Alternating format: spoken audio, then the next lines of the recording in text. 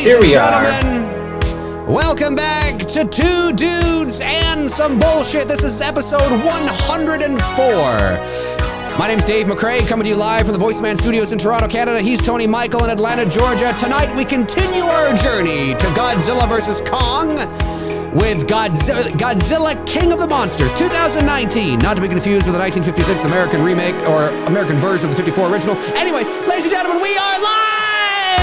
Yes, we are live! That was a mouthful. It was a mouthful. Godzilla King of the Monsters. I like this movie. I don't understand the hate. I don't get it. I don't understand those who feel that they need Shawshank Redemption developed characters for a goddamn monster movie. I don't understand it. I think it's far better than the 2014 Godzilla. I like this movie. I like both of them. I mean, like, I like this one better, but as a non-Godzilla guy who isn't familiar with this particular universe, I don't know what's there to hate about it. I don't know. Fun movie. People, I just don't get it. Is it like the hardcore Godzilla fans that don't like it? No, I think what it is, and this is a general consensus, that I think people just didn't, it's cookie cutter characters, and they couldn't get attached to the characters, and I understand that. It's a monster movie. I know, like, but listen, I can intellectualize that. I can understand that, and they're not wrong necessarily in what they're saying, but it's a monster movie. And here's the hilarious part. Godzilla vs. Kong, there are early reviews that have come out, and the general consensus is from people, it's spectacular, it's wonderful, it's visual, same, but now all of a sudden it's getting praise for the same shit that the other, and that Godzilla King of the Monsters, amazing visual spectacle. Sure, the characters are a little bit, again, they haven't quite hit the human characters right. I'm thinking they haven't got the human characters right. How do you get the human characters right in a movie where the stars are two gigantic mythological creatures that tear up the fucking planet, and you don't have the time to develop Shawshank Redemption level characters? I just don't get what people are expecting with these. Well, I just wanted to get with the character. It's a goddamn monster movie, man. I think my life has been completely destroyed. You mean to tell me these characters are not real? But I just look. I get what you know. I get what you're saying. I think what it is that the first Godzilla film got us off on the wrong foot, and what I mean by that is, I've said it before. I'll say it again. I'll be quick. No pun on the fact that that was the first thing we saw of him in the movie. That's right. but I will say this: I don't dislike the 2014 film, but I don't particularly like it. I thought that, and my reason for it is not just because the characters are lackluster, underdeveloped, and boring to me. It's because they are lackluster and boring and underdeveloped to me against the backdrop of hardly seeing any Godzilla on screen. And the reason why that kind of style works in Jaws is because the characters, when we're spending so much time with the characters, they're so rich and they're great actors and they're well developed and they're interesting in the dynamics and the relationships. I don't care that the shark's not on the screen. But the problem is that when Gareth Edwards' Godzilla, you kill off Bryan Cranston in the first 20 minutes of the movie. Nobody's interesting. I don't care about these characters. You can't then play the Jaws card. You got to give us something. If you're not going to have exciting characters, if you're not going to have well-developed characters, and you're not going to have interesting characters, and you're just going to have run-of-the-mill cookie-cutter characters, which is fine, because sometimes that can work depending on the movie and the genre, you have to deliver in the other stuff. And that's why you got the same boring sort of run-of-the-mill, stereotypical 90s, type of like apocalyptic characters, but you delivered on the action and the monsters in the movie. So that's why I enjoyed King of the Monsters. And now I hear these people praising Godzilla vs. Kong, and who knows? I mean, it's early reviews. Who knows? It could suck. Who knows? But, you're getting these people saying, oh, the visuals are so great. And now they're praising it for the same shit that people have been trying to tell you that, now you're getting it? Like, you understand that you're going to watch the spectacle and not. I just don't pay attention to critics anymore. I know. No. But it's just one of those things where it's like, as long as the characters are serviceable and it's not, like really ridiculous, and there's a little bit of a story. Okay. Yeah. I just don't know what people expect from this kind of a movie. That's me. So I liked Godzilla King of the Monsters, I liked it. So I'm looking forward to Godzilla vs. Kong, and we'll see how that goes. Anyway, that's my rant for the day. There we go. Got that out now. I got it out. I am watching Godzilla, King of the Monsters from the Cineplex store. The Cineplex, for my American brothers and sisters, is the Canadian equivalent of AMC. So they're like the big movie chain up here. So if Tony was here and we wanted to go to a movie, we'd go down to the local Cineplex. And a big sign that says Cineplex. Same thing, like state-of-the-art theaters. It's the same thing. It's just Cineplex. We have Regal, which is basically the same thing. Yeah, we have Cineplex, and we used to have AMC. AMC came up here about 25 years ago and was here for quite a while. I've noticed AMC even around here started, and then they backed out. Yeah, I've noticed even that in this area too. The AMC theaters are not. I mean, they're around, but they're not like they once were. Yeah, it's true. So I'm watching it off the Cineplex store because YouTube didn't have it for rent, and well, next week will be easy because we can all watch it from this damn same channel. That's right. Next week, Tony and I are watching Godzilla versus King Kong, the 1962 epic classic, which is free to watch on YouTube, by the way. So free. Everybody will get to. Yep, everybody can watch it from the same channel. And I call that is the ultimate cosplay movie ever. Okay, like if I were to do a King Kong Godzilla photo shoot, that's about as good as I'm going to be able to do. Is get two dudes to put themselves into a costume and have at it. It's good shit. It's good shit. Can't wait to do it. So I am paused, Tony. Where I am here is I am paused. Probably just a few seconds in. It's just as the Warner Brothers logo is coming up onto the screen. Like three seconds. Yeah, in. like you get like the red and the orange and starting to spin around kind of thing. That's where I am. All right, that's right. Yeah, that's where I'm at. So all right, let's do this in 5, 4, 3, 2, 1.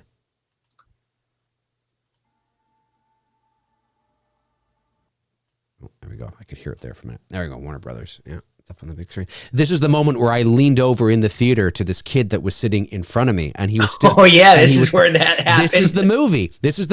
And this is the moment. He's sitting there. Like I let it go through, the trailers and whatever. Okay, fine. But as soon as this began, Warner Brothers came up. Legendary. Comes up. I leaned over. He's playing like Candy Crush or some fucking thing. I lean over and I'm like, and all I said to him, right beside his face, I just said, "You're going to want to put that away." That's all I said. And he was like, and I'm like, what the fuck are you doing sitting here? Like, come on. Anyway. No. Believe me, we've had our conversations about the movie going experience nowadays fucking sucks. Because people sit there and they want to fucking look at the updates on their phone because they're letting everybody in the world know, I'm at this movie and I'm watching this movie and how many people like that status? I'm at the movies. I gotta update. I gotta do a TikTok video. TikTok.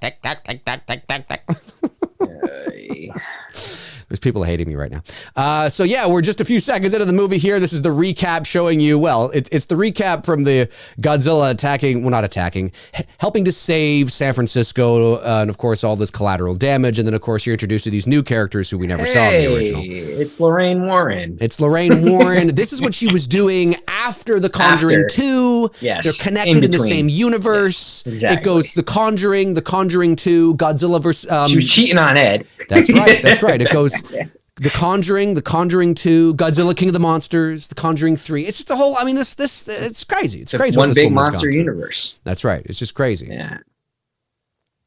It's crazy stuff indeed. But I like this movie. I expect more of the same when we get to... Speaking of The Conjuring, that's coming out in June, and I've yet to see a trailer on that. I haven't seen a trailer for it either. It is coming out... Slated still for June, so... Yeah, it's going to be interesting. I'm looking forward to seeing that one. Looking forward to seeing it. I am too, because they're finally getting away from, the first two films were the haunted house. Now they're getting into something a little bit deeper and different with the Warren's stories and whatnot. So I'm curious to see what they do. Unfortunately, Wong's not directing it. No, he's not. He's not directing it. Here is Millie Bobby Brown. There's 11. Now this is 11. This is 11 post 11. This is 11 post 11, but she's now normal. But able to drive 11. Exactly. Because she's now driving in Godzilla. This is what happens when she leaves Hawkins. Yeah. This is it. Hey, Dad. Sorry, Oh my God, I keep forgetting. Like season 4 for that. Like I don't even know if they've even started filming that shit. Yeah, I think they have. I don't know if they're done though. God, man, that's like how many years has it been since season 3? Well, 3 was 2019, but they would have shot that. It seems like it's even been longer than that. So it's been 3 years. So the kids will all look like they're 40. Probably. Hey, Dustin. Yeah, Mike. Yeah. Come on over here for a second. I want to show you something. Yeah, okay, man. Oh, hey. Yeah, they're definitely the age is now. Man, I totally fuck her. The age is for the kids now. From season 3 to season 4 is going to be a drastic change. Oh yeah. Well, they're going to have to set it. What was season 1 was 83, season 2 was 84, season 5 I think was 85 or whatever. Yeah, so this has got to be late 80s now, almost 90s. Season 3 was 85. This is going to have to be like 88 or something or something like that. Yeah, there's no way I'm buying that these kids are in junior high. These kids are like totally in high school. The first episode better open with Bobby McFerrin's "Don't Worry, Be Happy" from '88. That's I think it was McFerrin. I think that's his name. Yeah. God, that was a huge song. I remember every station was playing that song. I think she's a talented actress, but I also think she's full of herself. I think she's she's a little. I think she got popular to her. Yeah, she got popular too quick, and she let it get to her head too quick. I think she did a little bit. Yeah, but little humility goes a long way, and I don't get the humility vibes from her. Unlike some of her co-stars. You know what I mean? Right. Like, what's that kid's name? Wolf something, whatever. Yeah, I don't know. He seems like a good kid, good level kid. And the other kid who he's Canadian. That's why. No. Noah, who was Will. Noah. That's the kid's name. He seems like a level-headed kid as well too. Yeah. Actually, all of them do except for her. She seems to have a bit of little prima donna in her. I'm not saying that's a bad thing. She's, I'm sure. I think when she comes into her own as a woman, I think she'll probably get away from a lot of that stuff. So. Yep. I've noticed it as well, and I'm sure others have. She's still young, and like you just said, hopefully, she's very talented, and so extremely talented actress. And it always, the hope, is hopefully she's got good people around her, and that would include her parents, although parents of child stars are often scuzz-sucking pieces of shit. It's got to be tough too, because she was how old when Stranger Things came out? I guess 11, something like that. Like no pun, but maybe 11 years old. Something so like this that. girl went from being a nobody to having millions of followers overnight. Literally, like million. I mean, I can't even begin to process what that must have been like. Well, and it's happened to a lot of people a lot of talented young actors who don't then go on and have a successful adult career. And there's a variety of reasons for that, but I just hope, and like every kid who's in the business, I hope that they are surrounded by good people, the right people who have their best interests at heart. Now, thankfully, there's more laws and legalities in place in terms of the union than there were a long time ago, but it's still a tough business for kids. And we'll see where she is. Is Millie Bobby Brown, is she going to become a Natalie Portman?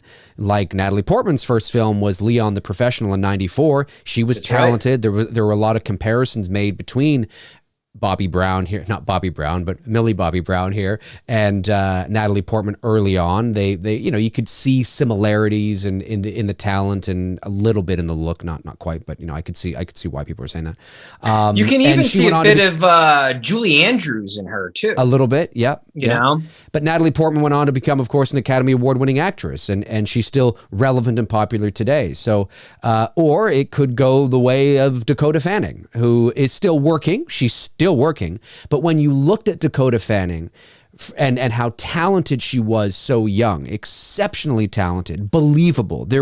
You believed her as a child. She was extraordinarily she was really talented, good. But she did not then go off to have the career, say, like a Natalie Portman did. Yeah. So, and there's a variety of reasons for it. You look at Elijah Wood, same thing, extraordinarily talented. My God, one of the most brilliant child actors I've ever seen. And this is long before Lord of the Rings. I'm talking like late 80s, early 90s. I'm talking like, the Radio Flyer and Forever Young and The Good Son, and like he was incredible. But it's tough. It's a tough business. Now this is Mothra, right? The monster that this is Millie Mothra. Bobby That's and right. Vera. Yep. I forget Vera's character's name in this movie. Her name Vera's is another. Helga. She's one of my favorite actresses in Hollywood, just flat out. I mean, she's just. There's not a movie that I haven't seen her in where I don't enjoy watching the movie. I haven't seen Bates Motel yet. Everybody keeps telling me to watch it. I'll get to it someday. It's on my to watch list. But yeah, Vera. I always fuck up her last name, Farmiga, something like that. Right? Farmiga or something like that. Farmiga, whatever. She plays Helga Buttonworth in this movie. No, Helga Buttonworth. No, but she's a great actress. Solid, just solid actress. Yep. She never phones it in. Nope. Always enjoy the movies that she does, whether it's this Conjuring, or whatever else. And yeah, I will at some point get to Bates Motel because I keep hearing great things about her in that as well. Yeah. Yeah, so we are at the scene here where Mothra has broken free and they're trying to get a handle on the situation. Now, I thought Mothra was a good guy. Girlfriend. Why is she attacking, or why is it attacking, or whatever? Well, I think it's what we have to understand is I don't know if she's quite attacking, but I also see. Defending. I think that's what it is. I also like to look at this as well as that, what I like and what I hope we don't see too much of as the Monsterverse continues. What I really like is, again, it's okay to walk that line that these creatures, so to speak, are intelligent. They're certainly not stupid, but they're intelligent, but they're still instinctual beings, predators, and whatever. Like, I just don't want there to be sort of like an intelligence where you can almost reason with them, because it's important. Like, for example, at the end of this film, when Godzilla shows up, we talked about this in Boston last week, right? When he shows up in Boston, and the way they shoot the scene, it's almost like Millie Bobby Brown kind of smiles and looks as if to say, like, there he is. I mean, like, we understand that he is the good guy in this film. We understand that Godzilla is, but is he? Right? Like, you know what I mean? I mean, yes, he's clearly not attacking the humans, which is why it's strange that he's doing that in the next movie that's coming out. But I always like, I don't want to go too far into he has this self-awareness about humans are my friends. And he's an animal. He has no more of that awareness than a lion does, or a tiger does. And it's based on a number of factors. It's why I don't like to think that he's the good guy. He's an alpha male. He's coming to protect his territory. He's coming to get rid of the other threats that could overtake his territory. Humans are irrelevant to him. He could destroy the humans like that if he wanted to, like how we could destroy an anthill. We walk past an anthill and we don't care about it. We don't care about the anthill, but the anthill thinks that, look, here comes Dave to save us. I mean, what sort of self-delusional, arrogant, ignorant sense of self-importance those ants must have to think that I give a fuck about them, And I think it's kind of like, I like to see it sort of the same way, in the sense of, like, these humans, Godzilla doesn't care about you. He cares about no other monsters taking over his shit. That's what he cares about. You know what I mean? Yeah. And if that means he's got to defend us from these monsters, well, then so be it. And I don't mind if you instill a little bit of the maybe a little bit of doubt, right? Maybe a little bit of mystery there. Like, oh, did he just kind of save us? Is there a little bit of intelligence? Like when he looks at Millie Bobby Brown's dad, right? And he looks him right in the eye. And it's kind of like, almost like there's like a weird connection. Like there's something spiritual there. You know what I mean? And it's kind of like, oh, that's really cool. Like, I don't mind that. I don't mind keeping that ambiguity of that, I wonder if there's something more there. Like, are we fully going to understand these beasts? Are we going to fully understand these, like, wow, this is fascinating, this is interesting. But I don't want to go so far where it's like, yeah, clearly Godzilla's like, don't worry guys, I got this. It's like, I don't think we should go that far. I still think there should be the mystery of these beasts and titans and, whether it's Zilla or Kong or, whatever the case. Of course, Kong is a different type of beast altogether because he's a primate. He's a primate, so he has more of a connection to us. So it would make sense to be more defensive for us. Right. So you could buy into that a little more potentially, right? But I still think keeping the mystery kind of there, with everybody is where it should, remain. And that's why I don't mind little things, but let's not like literally think that Godzilla's like, oh shit, those damn humans need saving again. Don't worry, Godzilla to the rescue. The Godzilla sign up in the sky. Like, I mean, come on. Let's get serious here, Anyway, that's how I feel about it.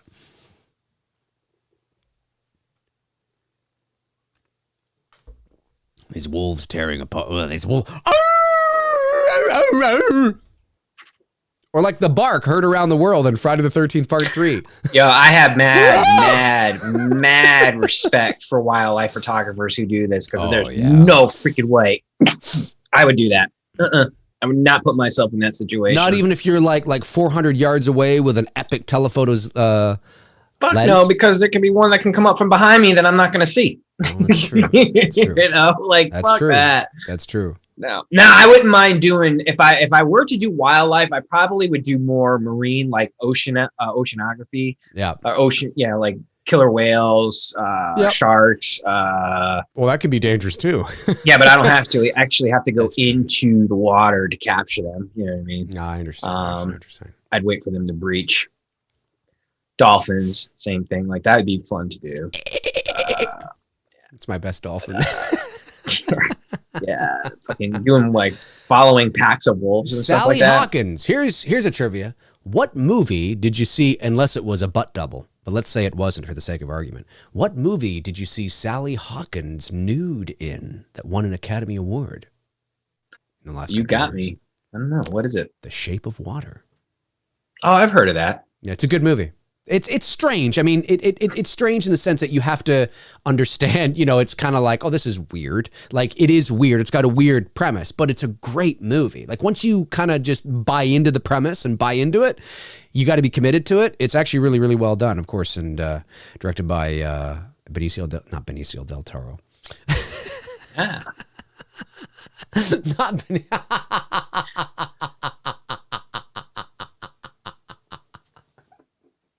Who is this guy? I'm drawing a blank on his name. I've seen him in flicks. Oh, which guy? The photographer. Like her her father, the father, dad. Photographer. The dad. Like I've seen him in shit, and I'm like really trying to figure out like what I've seen him in. Yeah, he's been in stuff.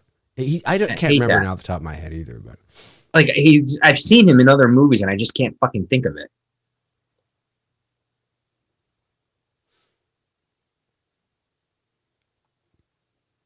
Like, when I watch this movie, okay, I don't understand people. I just don't understand it. When I watch this film, these are good actors, right? I mean, they're like, in terms of like, it's not like they're cheesy, lame actors or something. No, they're solid actors. They're solid actors.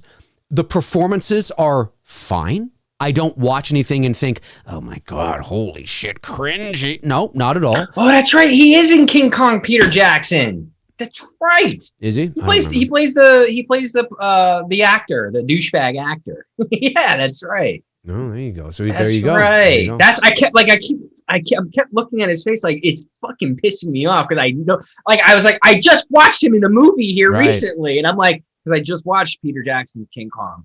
Right. And I'm like, yeah, he's the douchebag actor. That's right. And he gets all like, he sees when they draw a mustache on his face and he puts his comb up. I'm like, oh, that's such a douchebag move.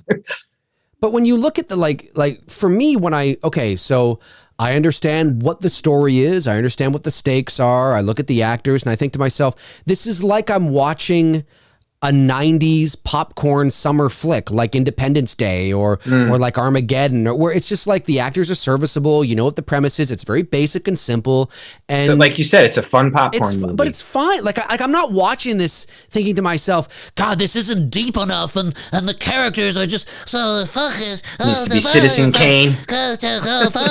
I'm just like, this is a monster movie. This is fine. I don't what do people expect? Like I said, the Shawshank Redemption or something. What do you want? I just don't get it. I don't understand. I don't get it, man. Well, and like again, did you come for the monsters? I'm not a Godzilla person, and of the two movies that I have seen, this is probably my favorite of the two. Of this in 2014. Yep. Probably going to be dethroned here in about a week from now when I see Godzilla vs. Kong. We'll see what happens. Fingers crossed on that. But yeah, I mean, eventually I'll get to a lot of the older films one day and watch them. I had never had the desire. It's not like I hated Godzilla. Just Godzilla wasn't, right. It wasn't my dude to watch. Like Kong, you know what I mean? No, exactly. I get it. I totally get it. But of the two, this would be, at the moment, this would be my favorite Godzilla flick. Right. I understand. It's a good movie. I love the shot too when King Ghidorah's on top of the volcano and silhouetted and lightning and shit. It's like a fucking cool ass shot that they created. If this even though it's CGI. Now, I mean, obviously I don't know for sure, but I mean, who does, right?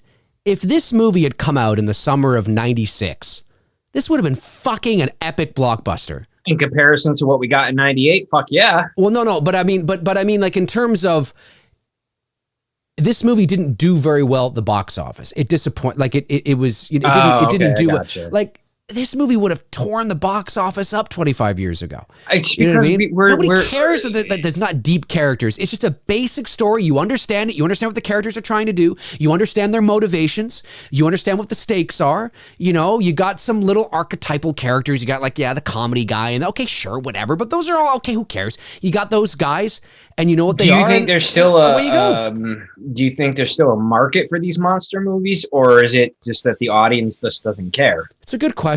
I think there is, because the technology is allowing us to present these types of beasts now in the ways that we are with the technology, with the special effects. Yeah. I just think for whatever reason, I don't know if it's the younger generation or if it's guys like us that, grew up before the internet age that get, this or whatever, or if kids, when I say kids, I just mean, younger. I don't know, younger. I get you. Like 25 years younger than us. Or 20 years. No, I think you're right. I think more. I just don't know what they're expecting. I guess they want to be so and to be fair, that's actually in their defense. That's a good standard to have. I want deeper characters. I want to be, enthralled and committed to the characters and the stories. Where it and matters, not in a Godzilla movie. Right. And I think maybe they've gotten too locked into the whole Marvel thing, 22 films, character arcs, emotion, roller coasters, ups, downs, getting emotionally attached. Maybe that's what they want. Maybe that's where the benchmark is. Maybe that's the expectation. But that's different. That's different. That's 22 movies. Okay. It's not the same thing here. And the stars of those movies, despite the fact that they're superheroes, were the superheroes. So it was the human characters that were the stars of the Marvel films. So you can spend all your time with them and get locked in. In these movies, the stars are not the humans. They're the monsters. So you need a story. You need the humans in them. You do, because that's your baseline. That's what you relate to. That's your cutaway for, the stakes and what's going on. And that's your translation to what's, happening. But you just need it to be serviceable, fairly interesting. Okay, go to and build around that. You're never going to get, which is why the early, reviews are saying, once again, Godzilla versus Kong is same type of characters. Well, yeah, because it's a monster movie. It's not about getting emotionally attached to the character I will say story, this. Unless you redesigned the style of the universe. Or if it was just a King Kong story. Sorry, go ahead, Tony. No, I was just going to say, I will say this. I do think no COVID, all theaters up and running. I think Godzilla vs. Kong would have done very well at the box office. Oh, I think so too. Because of having the two of those IPs in one movie duking it out for fucking 2 hours. Yeah. I think it would have done extremely well if there was no COVID and everything was all normal and whatnot. Yeah. So it is unfortunate that it's not getting a fair shake of what it could have really done at the box office. Agreed. I've got to buy. I'm gonna probably do it next week and get HBO Max, because it's not. I keep looking in our theaters and not gonna happen here. Yeah, I got to look up whether.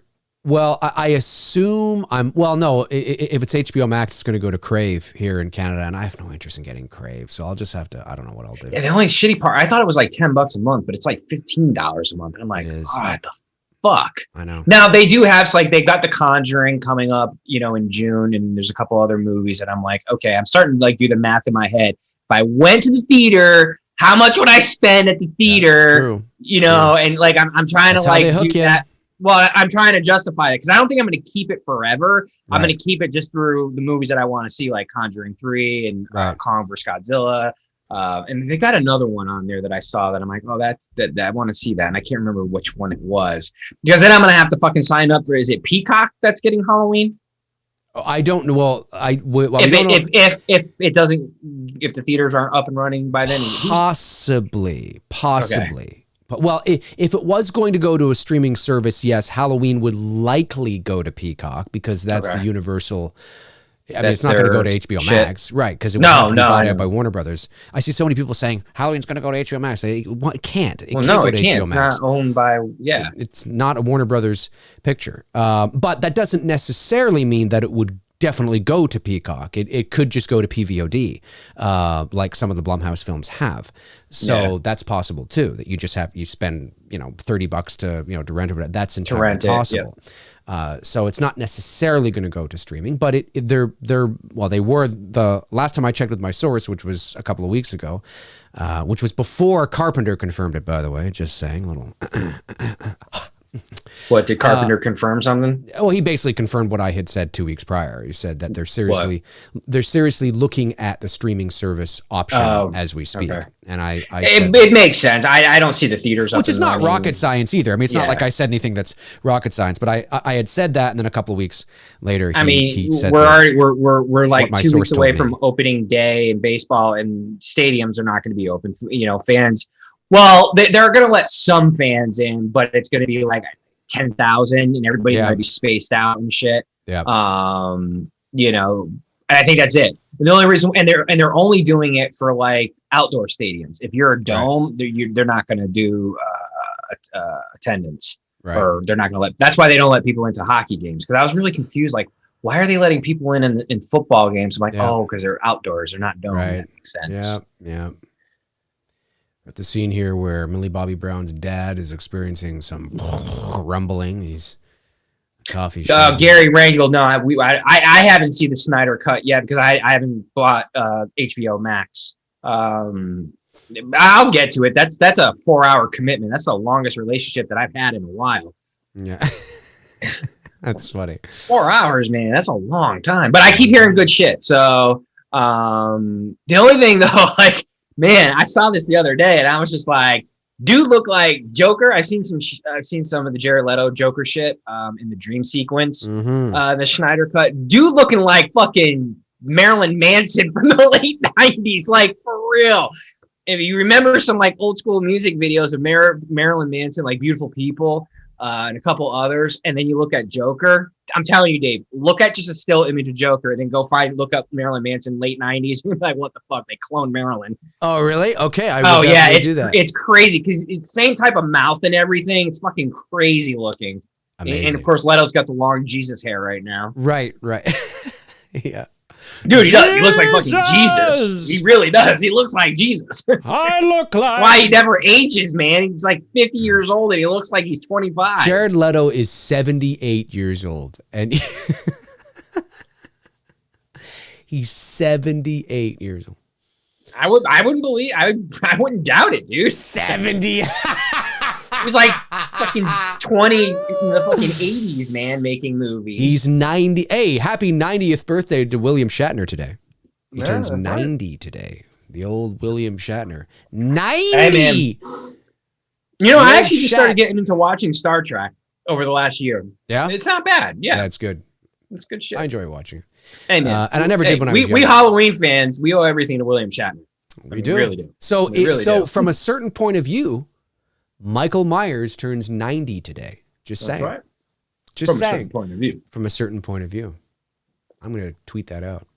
I wonder if I'm the first to do it. Probably not.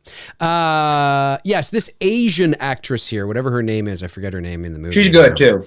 She's very good. She's the one at the end of this movie that says, in reference to the comedic relief guy saying, thank God he's on our side. She's like, for now. And I'm like, oh, there it is. I turned to my girlfriend in the theater and I was like, you see, he's going to be a bad guy in the next one. And sure enough, that's what happened. Every time I see this dude, the other guy who's in this scene with them, I just think of Revenge of the Nerds. Yeah. That's all I think of every time I see him. I got to say, though, this is now he's in the second Nerds film, right? He's not because the first one is the leader of the jock sorority jock movies in years. They're funny, not sorority but frat house is yeah. Oh man, is this is cool though. Sorry, he's Jefferson Darcy and Married with Children. I don't know. Fuck. This is a cool scene. I haven't seen those movies in forever. I might even be crossing them over too. I might not have them right. Godzilla glowing as he's was a cool shot. It's a cool scene. Yeah. It's like a warning or whatever they said, or it's cool. Like it's cool to kind of get that, you're seeing like a quote unquote an animal in its natural habitat doing what an animal would do. It would warn you, get the fuck away from me, or else shit's about to get real. And again, it's not that there couldn't be a connection, because you could go as far as to say that, Godzilla's, for all intents and purposes, he's a dinosaur, right? And dinosaurs, for all intents and purposes, are reptiles. Reptiles have a relationship to birds. Birds are incredibly intelligent beings. And so... Oh, that's O'Shea Jackson. I keep forgetting he's in this movie. Ice Cube's kid. I don't... He's the army guy. I know who Ice Cube is. I mean, he looks like him. I mean, he's a spitting image of his dad. Amen. I don't give a shit. But I'm glad that he got a role in the movie. But yeah, like you can go down that line and you can always but treat it like he's don't ever create the impression like he's actually, showing up going, it's okay, guys, I got this, don't. And so far they haven't done that, which is good, which is why they're just alpha. Yeah, it's great. It's great shit. I love it. The humans are at the mercy of this whole thing here. Ted McKinley. Thanks. So now is Ted, chat room, help me out on this one. This guy who's in this, not O'Shea Jackson here, who's Ice Cube's baby mama kid. Iced tea, Ice Cube, ice drink. I actually just saw someone post a shirt like that on Instagram. It's Ice Cube, who is Ice Cube's face shaped like ice cubes in a glass of iced tea with iced tea's face in it. I was like, that's fucking cool. That's the way to do it. That's the way to do it. But I'm offended by that. Cancel. Anyway, go on. Was Ted McKinley in Revenge of the Nerds the first one, or was this dude in Revenge of? Because I know they're both the head of their jock house. I don't know. Or whatever. I can't remember. I just can't remember which. I've seen both those movies, but I just haven't seen it in a long time. Them fucking forever. Yeah. This guy that's talking right now with the glasses. Yeah, he's the comedic. We lost Godzilla, the one who just said that. Yeah, he's the. My God, he's on our side. I know.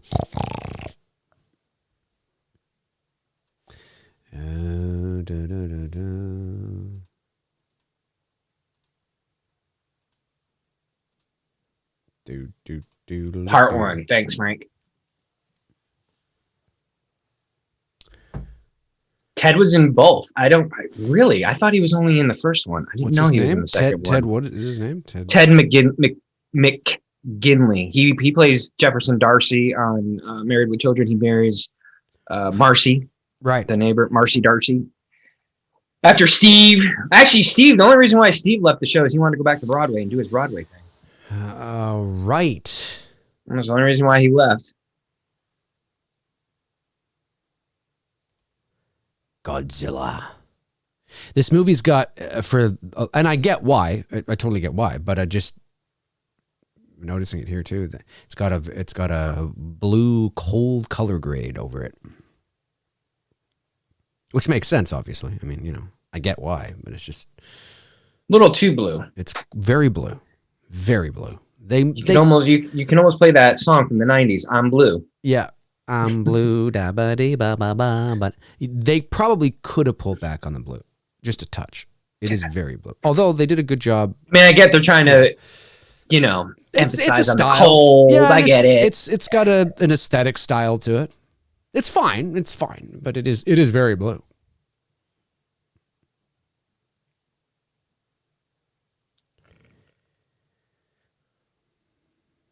I just don't get what people are bitching and complaining about in this movie with the characters. It's great. Like these characters, they just do what characters do in a big monster movie. It's like complaining that the characters in, like, I don't know, Independence Day were not developed enough. It's an alien invasion movie. Who gives a fuck? Like, as long as the characters are not completely inept, like they're incompetent or they're doing really, like, you're just like, okay, this is, you know what I mean? But I don't know, I guess people expect more nowadays. Fucking kids. Of course people expect more nowadays. You don't know what you have, you damn children. No. We didn't have any of this shit growing up. Fuck, man. And we enjoyed what we had. I was just talking about this today with my friend Haley, man. We were talking about how we used to do, with the fucking Don Postmeyer's mask and the bullshit Jason mask that we had back in the day. And we used to make that shit on VHS tapes and, just do stupid shit with our friends with fucking plastic machetes and whatnot. Like the worst looking Jason and Michael costumes. Like, seriously, I wore a black button-up shirt with black pants and shit because that's all I had because I didn't have a fucking jumpsuit. Yeah. But we didn't care. We weren't critical. We weren't judgmental about it. Like fucking the other day, some bozo left a freaking entitled. That's what we weren't. That's entitled. What it is. Well, because what I'm getting to is someone left a comment on one of my recent Freddy pictures. And was like, you gotta do better, man. You gotta have Freddy crashing through the window, or coming through the wall in these photos and whatnot. I'm like, Jesus Christ. First of all, I'm working on like a limited budget. Secondly, you want to hire me a stuntman, build me a set where I can have someone physically crash through a window, okay, or put someone through a wall if you want that shit. Like, people just think like we're millionaires and we can just fucking. I'm creating shit with practically a zero budget and doing the best I can, and I hate that shit. It's that entitlement of like, I want more, I want better. I'm like, you're not even fucking contributing to this shit. Tony, whenever somebody sends you a message like that, I want you to picture this face. Tony, how come you not getting a bad picture, man? You gotta do better, man. You gotta have Michael Myers standing in the other corner, man. You gotta have Freddy Krueger coming through the fucking wall, man. Tony.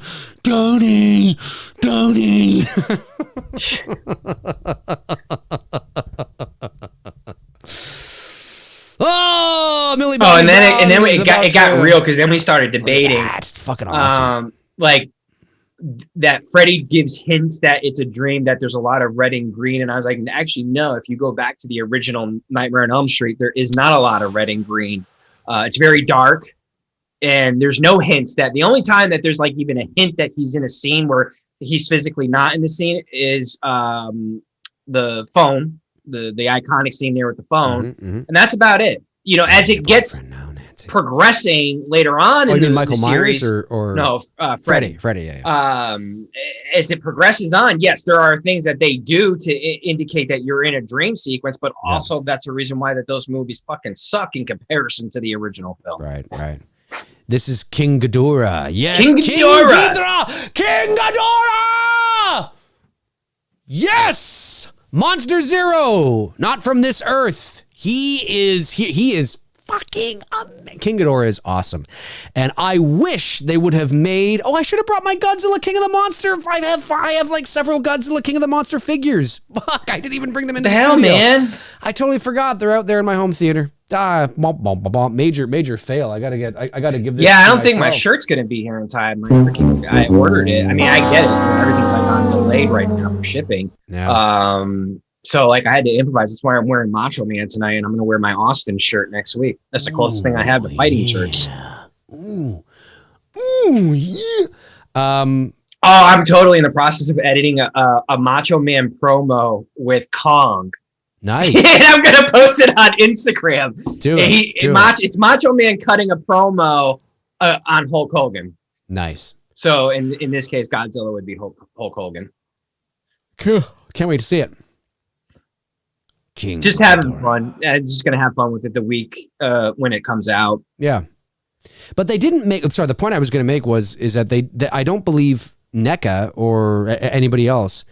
Maybe it was NECA. I think the two figures I have are NECA, but they didn't. They made Ronan, I should say, and Godzilla, but they didn't make King Ghidorah. I even think they might have made Mothra. Really? I'm like, why wouldn't you make King Ghidorah? Is there like a rights thing, or didn't get might be a rights thing? But I'm like, fuck, that'd be awesome to have a King Ghidorah figure. Oh man, that's fucking amazing. Love King Ghidorah. It's one of Godzilla's arch nemesis.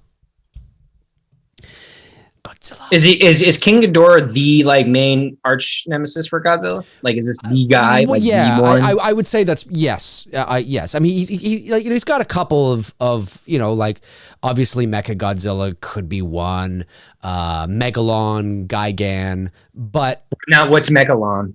What's that? Megalon is I don't know what he is. He's just like a weird, like Gigan too is like a weird. He's got like a beak on him, and he's got like these. It's hard to explain, kind of, but King Ghidorah. Yeah, this monster is just badass looking. He's badass. This is amazing. This is definitely one of, if not like Godzilla's, like Apollo Creed. You know what I mean? And like, do you think they should have held back on this one? Did you think they should have done King Ghidorah like after Kong versus Godzilla, like save this? No, I think it was okay to do it now. I think it was okay. I think it was okay. I think maybe this had been the first movie that would have been like, But then, see, with Godzilla, there's a lot of monsters, and you could always bring King Ghidorah back. I mean, I know he's dead now, but you could figure something else out. But well, I thought there's two of them, or no? No, I don't think so. Not that there's only one. Yeah, he's fucking awesome though. He's a dragon. I mean, he's a fucking three-headed dragon. He's amazing.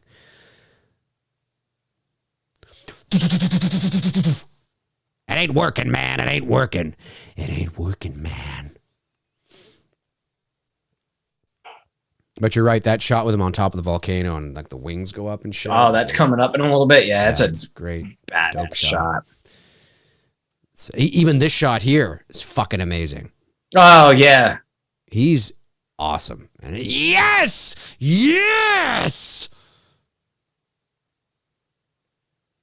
And it's really cool to see King Ghidorah or King Ghidorah realized in this way, because for so many years he was a guy in a suit. You know what I mean? Or a couple of guys. They all in a suit, were I guess. back in the day. They all were. With the kind like I said, they defined the word cosplay. Yeah, for sure. And they were fun to watch, but certainly you watch them now. I mean, they're dated and it's kind of funny and cheesy.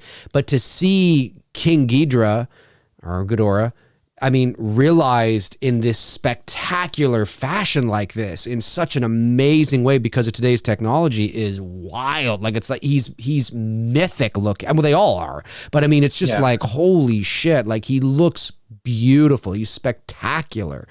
Like, he's fucking amazing. He's a legend in the Godzilla universe. So it's really cool to see. Well, I guess they're fighting now. Bites guy's ears. Like, fuck off. Don't do that. It's great. Look what you've done. Look what you've done. Doesn't Godzilla come and save their ass? Yeah, he does. He shows up here in a second. In a moment, I think. Makes his grand entrance playing I Am a Real American. I am a real American. Starts the Hulk up.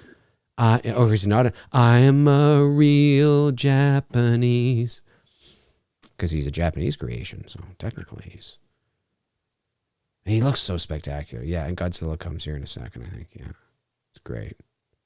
Godzilla's coming to say, and people are like, oh, he's. I gotta make a meme. I have to make a meme now. I'm gonna have to do that. Yeah. Put Hulk's music over this. Michael Myers, that is incorrect. I'm thinking about talking about this on a show this week. Dave and Tony, what are your thoughts on Marilyn Burns returning for the new Leatherface sequel? You have to remember that, and I think a lot of people are getting this confused because I think some people are not actually reading the depths of the articles.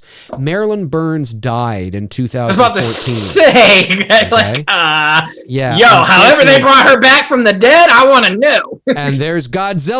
Hang on, I'm just gonna take a pause there for a second. I gotta see this shit. That is fucking. Are you pausing it? No. I mean, I'm gonna like pause on the question. I'll get back to that in a second. That's an awesome shot there. Love that. Yes. Shot. Yes. The fact that it's digital, testosterone here. Yeah. it's all testosterone here, baby. It's all testosterone. Yuck. Yeah, you should do a video on that because I was thinking about that the other day. Like, you know, like, damn, if I was still doing videos, I'm like, these motherfuckers, like, how do you not know that this woman is dead? Like, some people like, how don't. do you not know that? And to Michael Myers' defense, there, I mean, there are a lot of people that don't, and I think what ends up happening is that.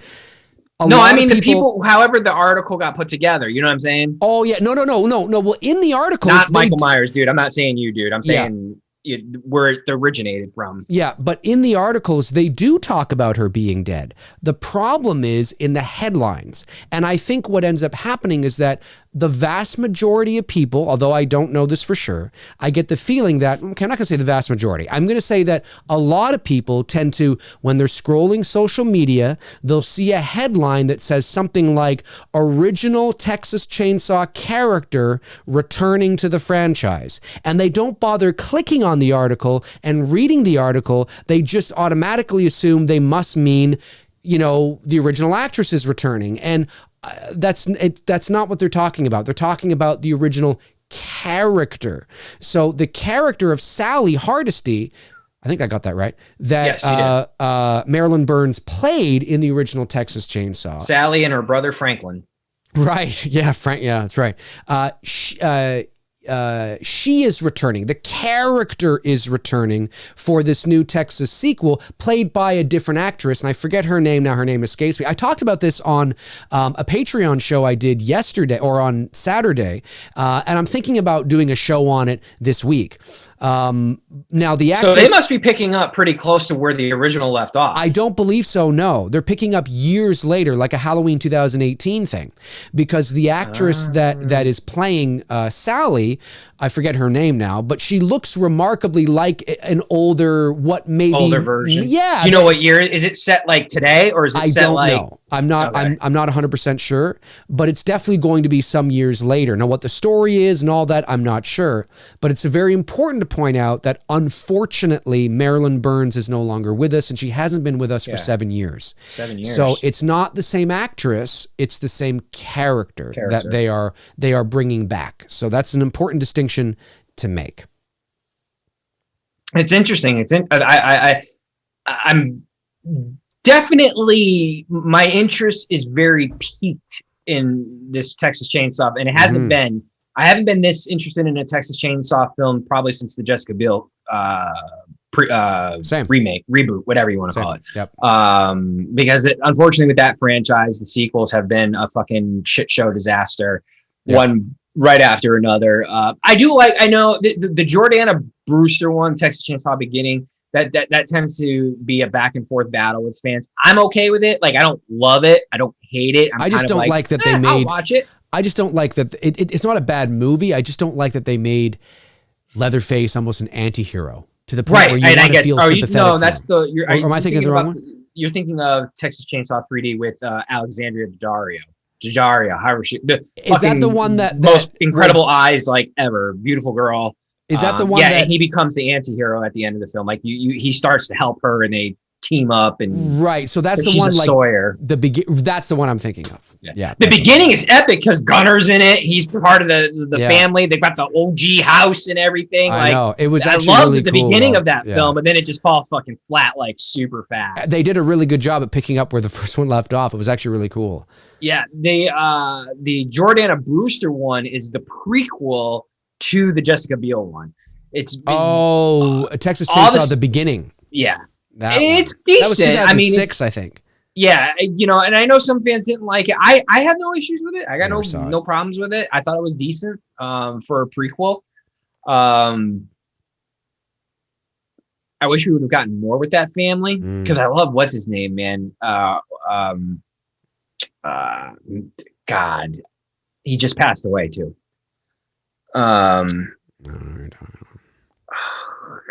He's the cop in the reboot. I know you're talking. I know you're talking about. I forget his name, but I know who you're talking about. He's in Full Metal Jacket. Yeah. Oh my God, I'm drawing a blank on his name. What the fuck? This is his name, Tony. Oh, Tony. Sucks getting old, man. Tony. Getting shit. R.L.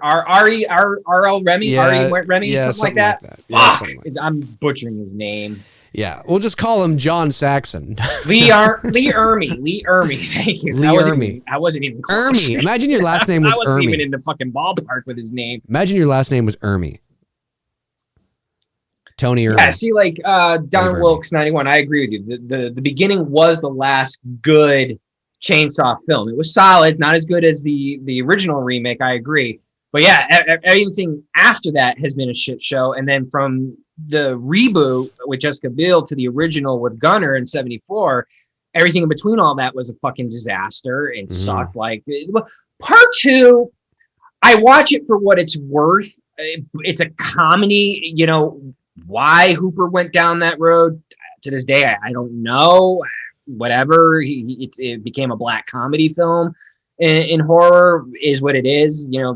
Leatherface doing this fucking crazy bullshit and whatnot. Like, what the fuck? That film you need to watch like either high or tripping on acid, because there's I can't understand that movie when I watch it sober, because it's like, what the fuck were you thinking, bro? Yeah. But I like Dennis Hopper. He's in that flick. And they introduce a couple of other interesting characters as well too. Is it Tex? Is his name?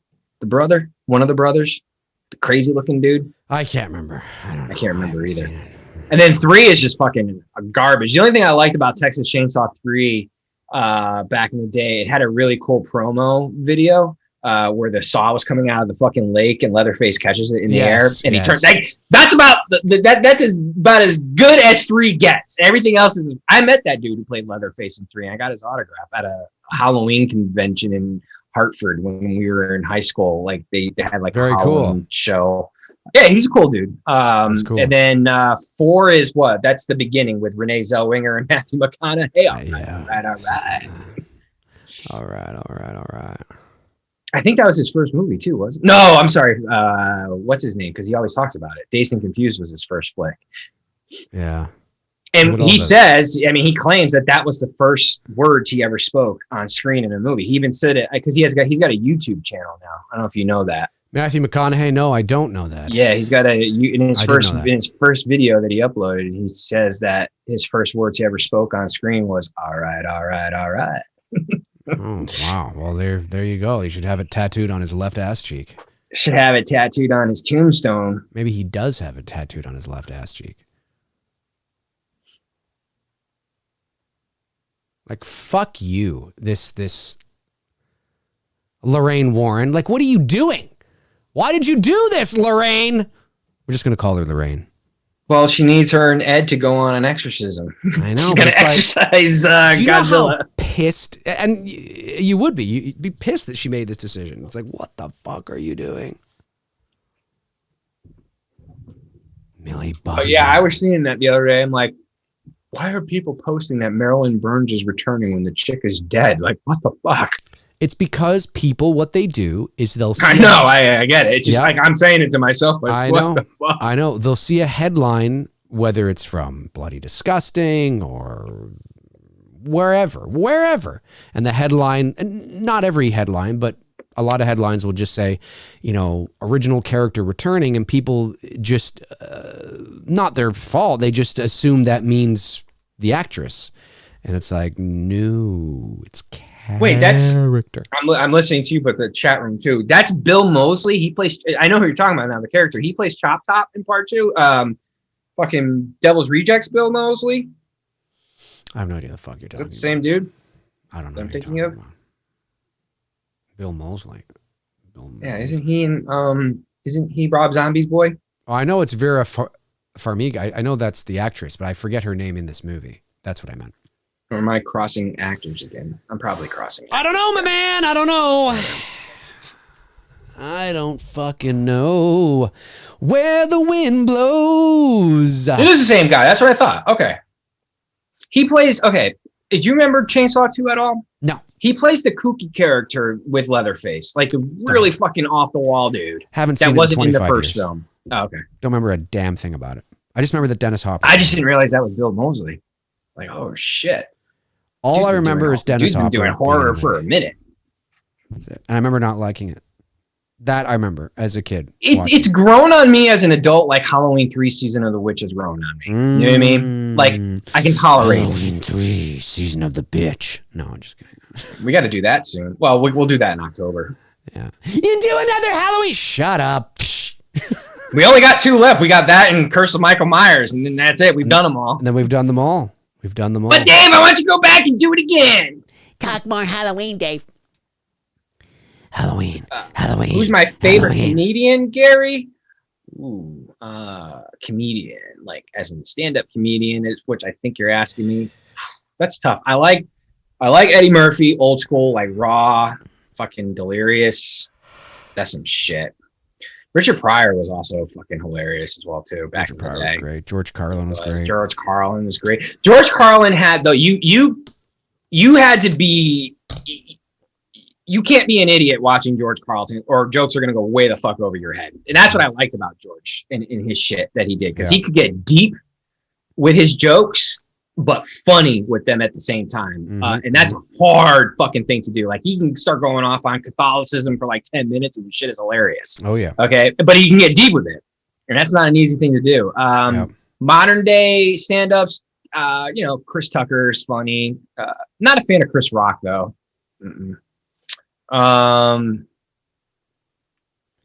Mexico. Oh, this is great. This is a great scene. The introduction of Rodan. This is so great. Oh, imagine George Carlin today with the PC culture. He'd be canceled every 5 seconds. Yep.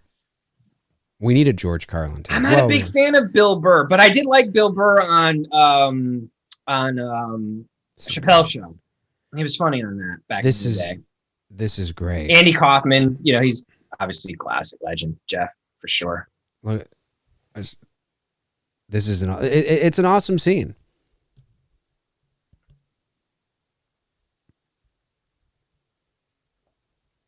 Dude, he shoots out of there like the fucking pterodactyl from Mighty Morphin Power Rangers.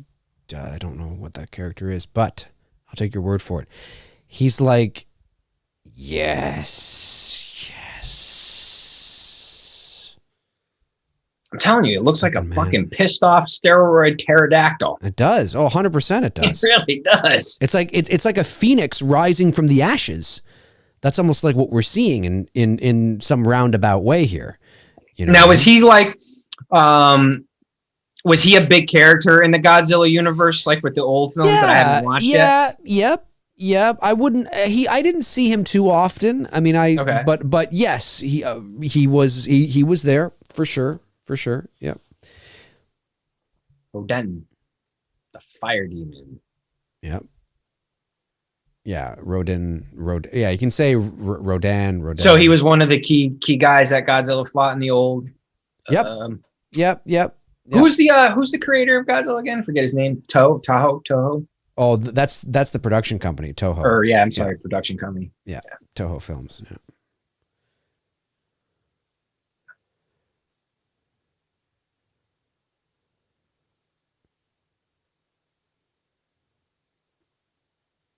Ron White's good too. Yeah, Troy. I like Tater.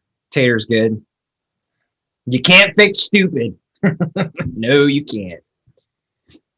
Of those four guys, he was probably my favorite. And then Larry was funny, but Larry could get kind of annoying pretty quickly. Larry the Cable Guy, with like the overuse of "get her done." Get her done. I was never a big fan of Jeff Foxworthy. I've never found him to be funny. I mean, yeah, you're a redneck if is it's funny. Like that's good. Bill Engvall, he's all right. It's kind of like Bill Engvall is like Uncle Bill funny. You know, like he's your Uncle Bill and he's funny. I know all the people you're talking about, but I don't know them enough to have an opinion.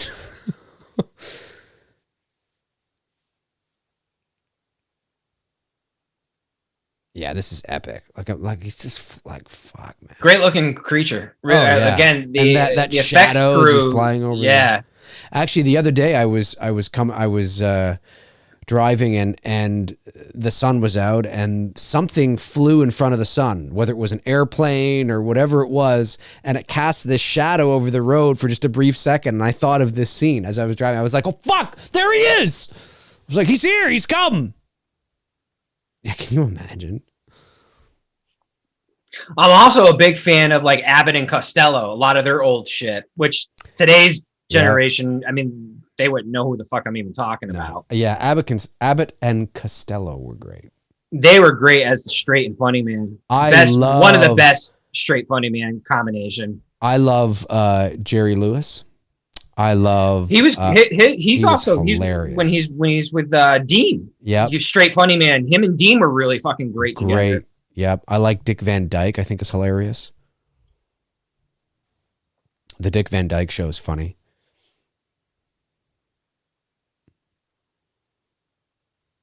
I love how he just picks up. Just picks it like he literally just picked it up, took the pilot out, and then just threw the plane away like he's biting a fucking like shell. And he's taking that's an awesome shot right there. This is awesome, man. Look, yes! I love the fact that he ejects out of the plane and ejects into Rodin's mouth. You think you're having a bad day. You think you're having a bad day? This guy thinks he is ejecting to safety. He is ejecting to the safety of wherever he's going to go, and he ejects out of the plane into the mouth of the beast. That's amazing. Like, that's just adding insult to injury right there. Oh, this is so great. Yeah, Travis, I agree. The Stooges are iconic, but the Stooges, they never did stand-up. They were more like, they took their vaudeville act and they brought it to television, and that's what made them so great. Mm-hmm. The original, anyways. I mean, Shemp is good, but I'm not really a big Shemp guy. Yeah, I understand what you're saying.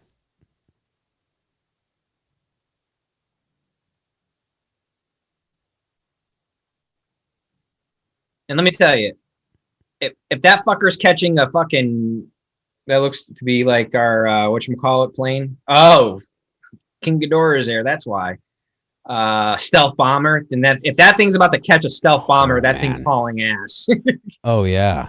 Well, yeah, and you think like this, like considering how fast a stealth bomber goes. Yep. It's not, and it doesn't even bomber. look. But it's like a. Oh, they're throwing down. What the fuck? Yep. Yeah. Well, yeah. Yep. Yeah, they're fighting. I thought they were boys, man. Well, they end up kind of teaming up a little bit with against Mothra and Godzilla. But again, here's a prime example of it's territorial, right? You know what I mean? Like you see this kind of thing, and you know, it's like what happens when you bring, like, say you have a cat right at home, and especially cats. No, well, I do, but I'm just saying in general sense. Let's say you got a cat at home, and you bring another cat home, and you've had your cat for a long time. Bring another cat home. Is the cat going to go, "Hey, what's going on?" No, the cat's like, "Who the fuck is this? Who the fuck is this?"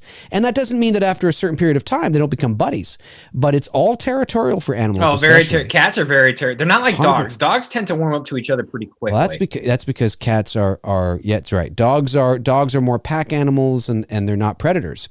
Right. Cats are predators, and it's a much different dynamic.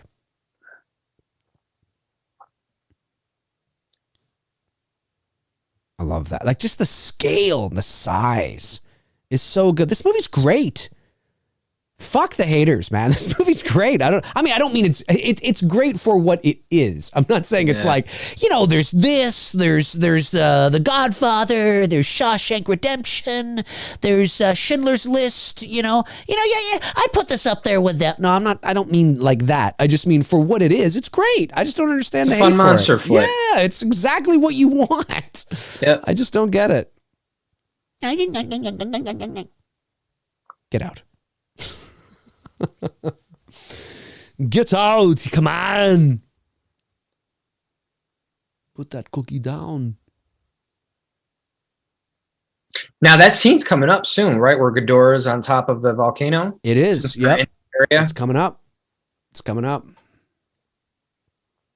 It is coming up, ladies and germs.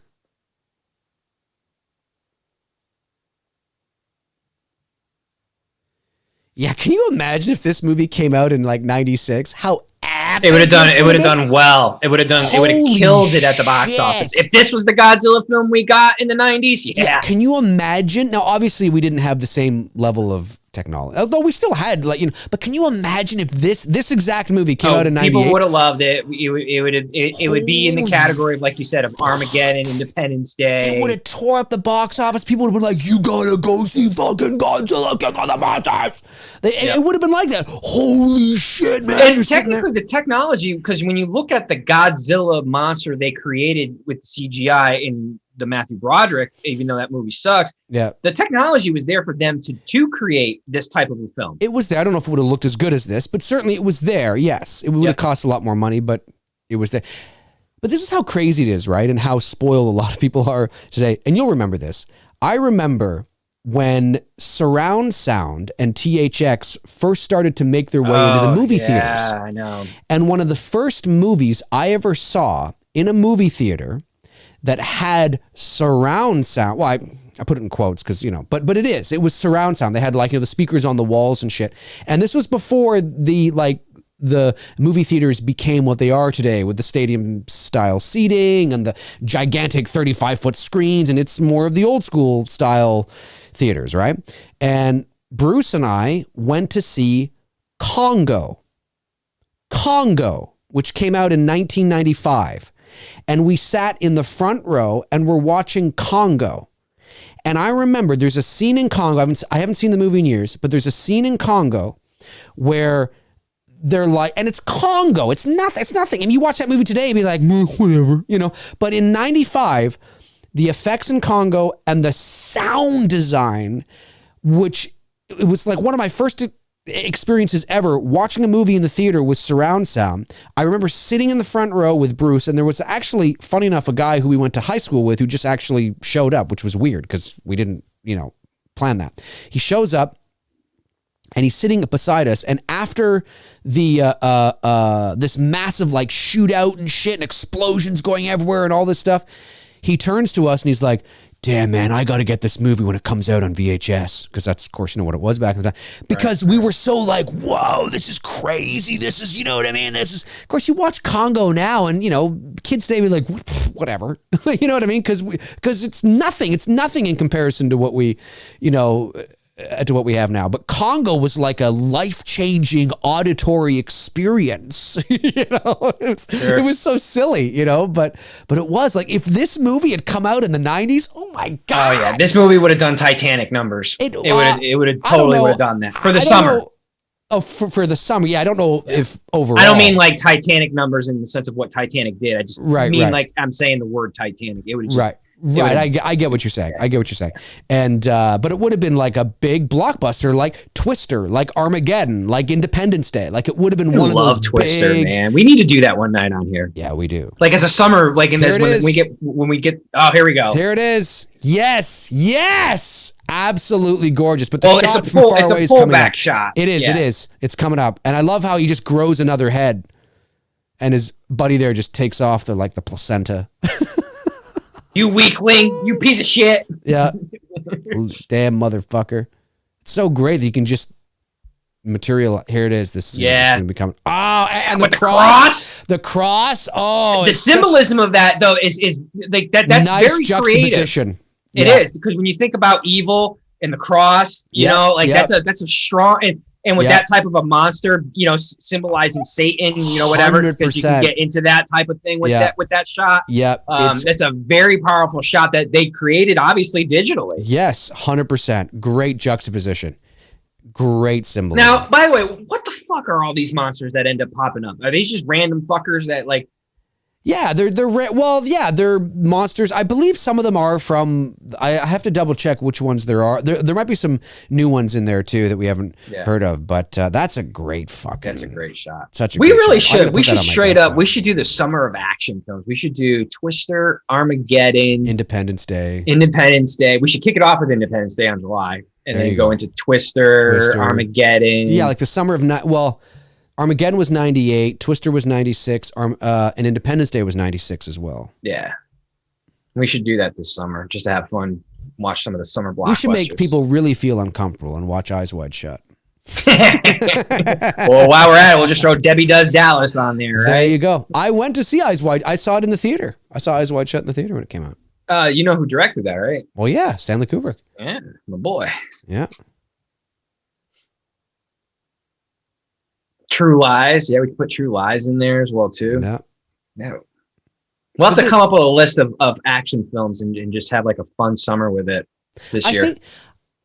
I think what it is that when I watch a movie like this, and tell me if you agree with me, Tony, it's got that, I mean, yes, it's more modern and the effects are more modern and obviously the production value is more modern. It plays like a movie that comes out today. But in terms of like the style and the characters and the energy and the pacing and things like that, it feels like those 90s blockbuster kind of movies. For sure. And where that's what I'm hoping to get out of Kong versus Godzilla. Yeah, where Godzilla the characters are just serviceable. They're not bad characters. They're not deep characters necessarily, but they're not like really shallow characters. They're just there to serve the larger story, and you have a good time with it. Like, I don't remember anybody, coming out of Independence Day going, yeah, well, the characters weren't that great. And I know you had an A-list star attached to it at the time, Will Smith is up and comer and things like that. Not to be redundant here and repeating myself, but I've said this many times on our show that our mindset, our generation, we were different. We didn't overthink. You know what I mean? We just went to the movies and we had fun. We talked about it with our friends. We didn't overanalyze them. We didn't have especially these kinds of movies. Yeah. You didn't have like YouTube where there's 50,000 people analyzing it from different perspectives and different theories and what ifs and all that fucking stuff. Like, you had your close friends and your buddies or your girlfriend, and you went to go see your summer blockbuster films that came out, and you had fun with it. You didn't overthink it. And that's a great shot of Mothra. Oh, it's coming great. out of her cocoon. Beautiful. I'm assuming she's a she. Yep. Oh, yeah. Considering she comes out of a cocoon, I'm just, She's kind of Godzilla's little girlfriend, I think, because she kind of saves him at the end. Is that Godzilla's little piece? I think so. I think Godzilla and her are banging. You get it, boy.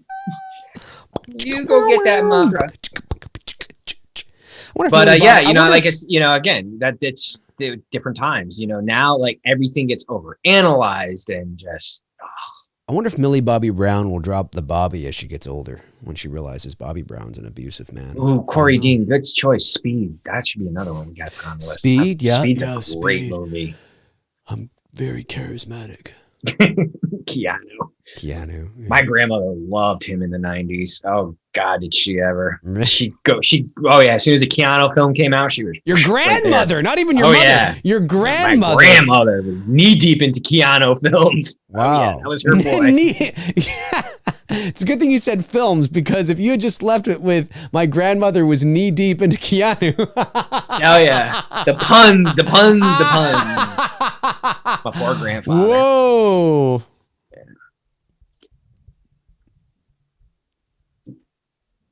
Demolition Man, that's another good choice, guys. Yeah, who knew that fucking Sly Stallone would have predicted the future and people getting offended and us getting fined with words that we say. I'm telling you, more or less. If I go to the grocery store and toilet paper is replaced by seashells, I'm going to lose it. Well, we're there. I mean, we are like literally on the borderline of that becoming our reality, which is scary as fuck. Well, I better start learning. You have been fined. I'm going to start learning the 3 seashells. He doesn't know how to use the 3 seashells. It's funny.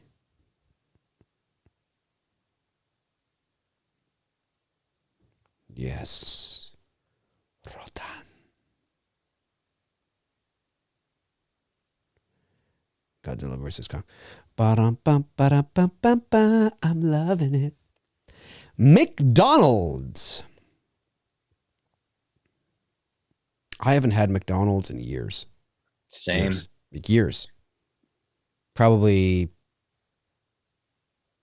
I mean, I think my girlfriend's got we've gone through the McDonald's drive-thru, not in a long time actually, in quite a few years, but I know she's gotten some fries from time to time, and I might have had a fry or something, but actually gone to McDonald's and had a meal, actually gone in or went through the drive-thru and ordered a McChicken and fries or a Big Mac and fry or whatever the case is. It's probably been 15 years. Do you know what I used to do back in the day when I used to have McDonald's? I used to get a bacon burger from Wendy's, and then I would go right across the street to McDonald's to get the French fries, the extra large French, because Wendy's fries were just, they were always wet. They had a wet texture to them. McDonald's fries are good. But McDonald's fries were banging. But McDonald's burgers sucked. Wendy's burgers were the shit. Yep. So I just created my own fucking Happy Meal with the two franchises. Yep. Ba-da-ba-ba-ba, I'm banging it. I wish.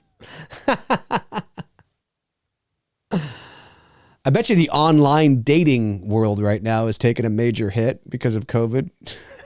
What do you have to put in your profile? You got to put something like, I'm tall, dark, and handsome, and COVID-free. What a buzzkill. What a buzzkill. Yeah. And the hookup, I bet you Tinder's taking a hit. I mean, who the hell's hooking up?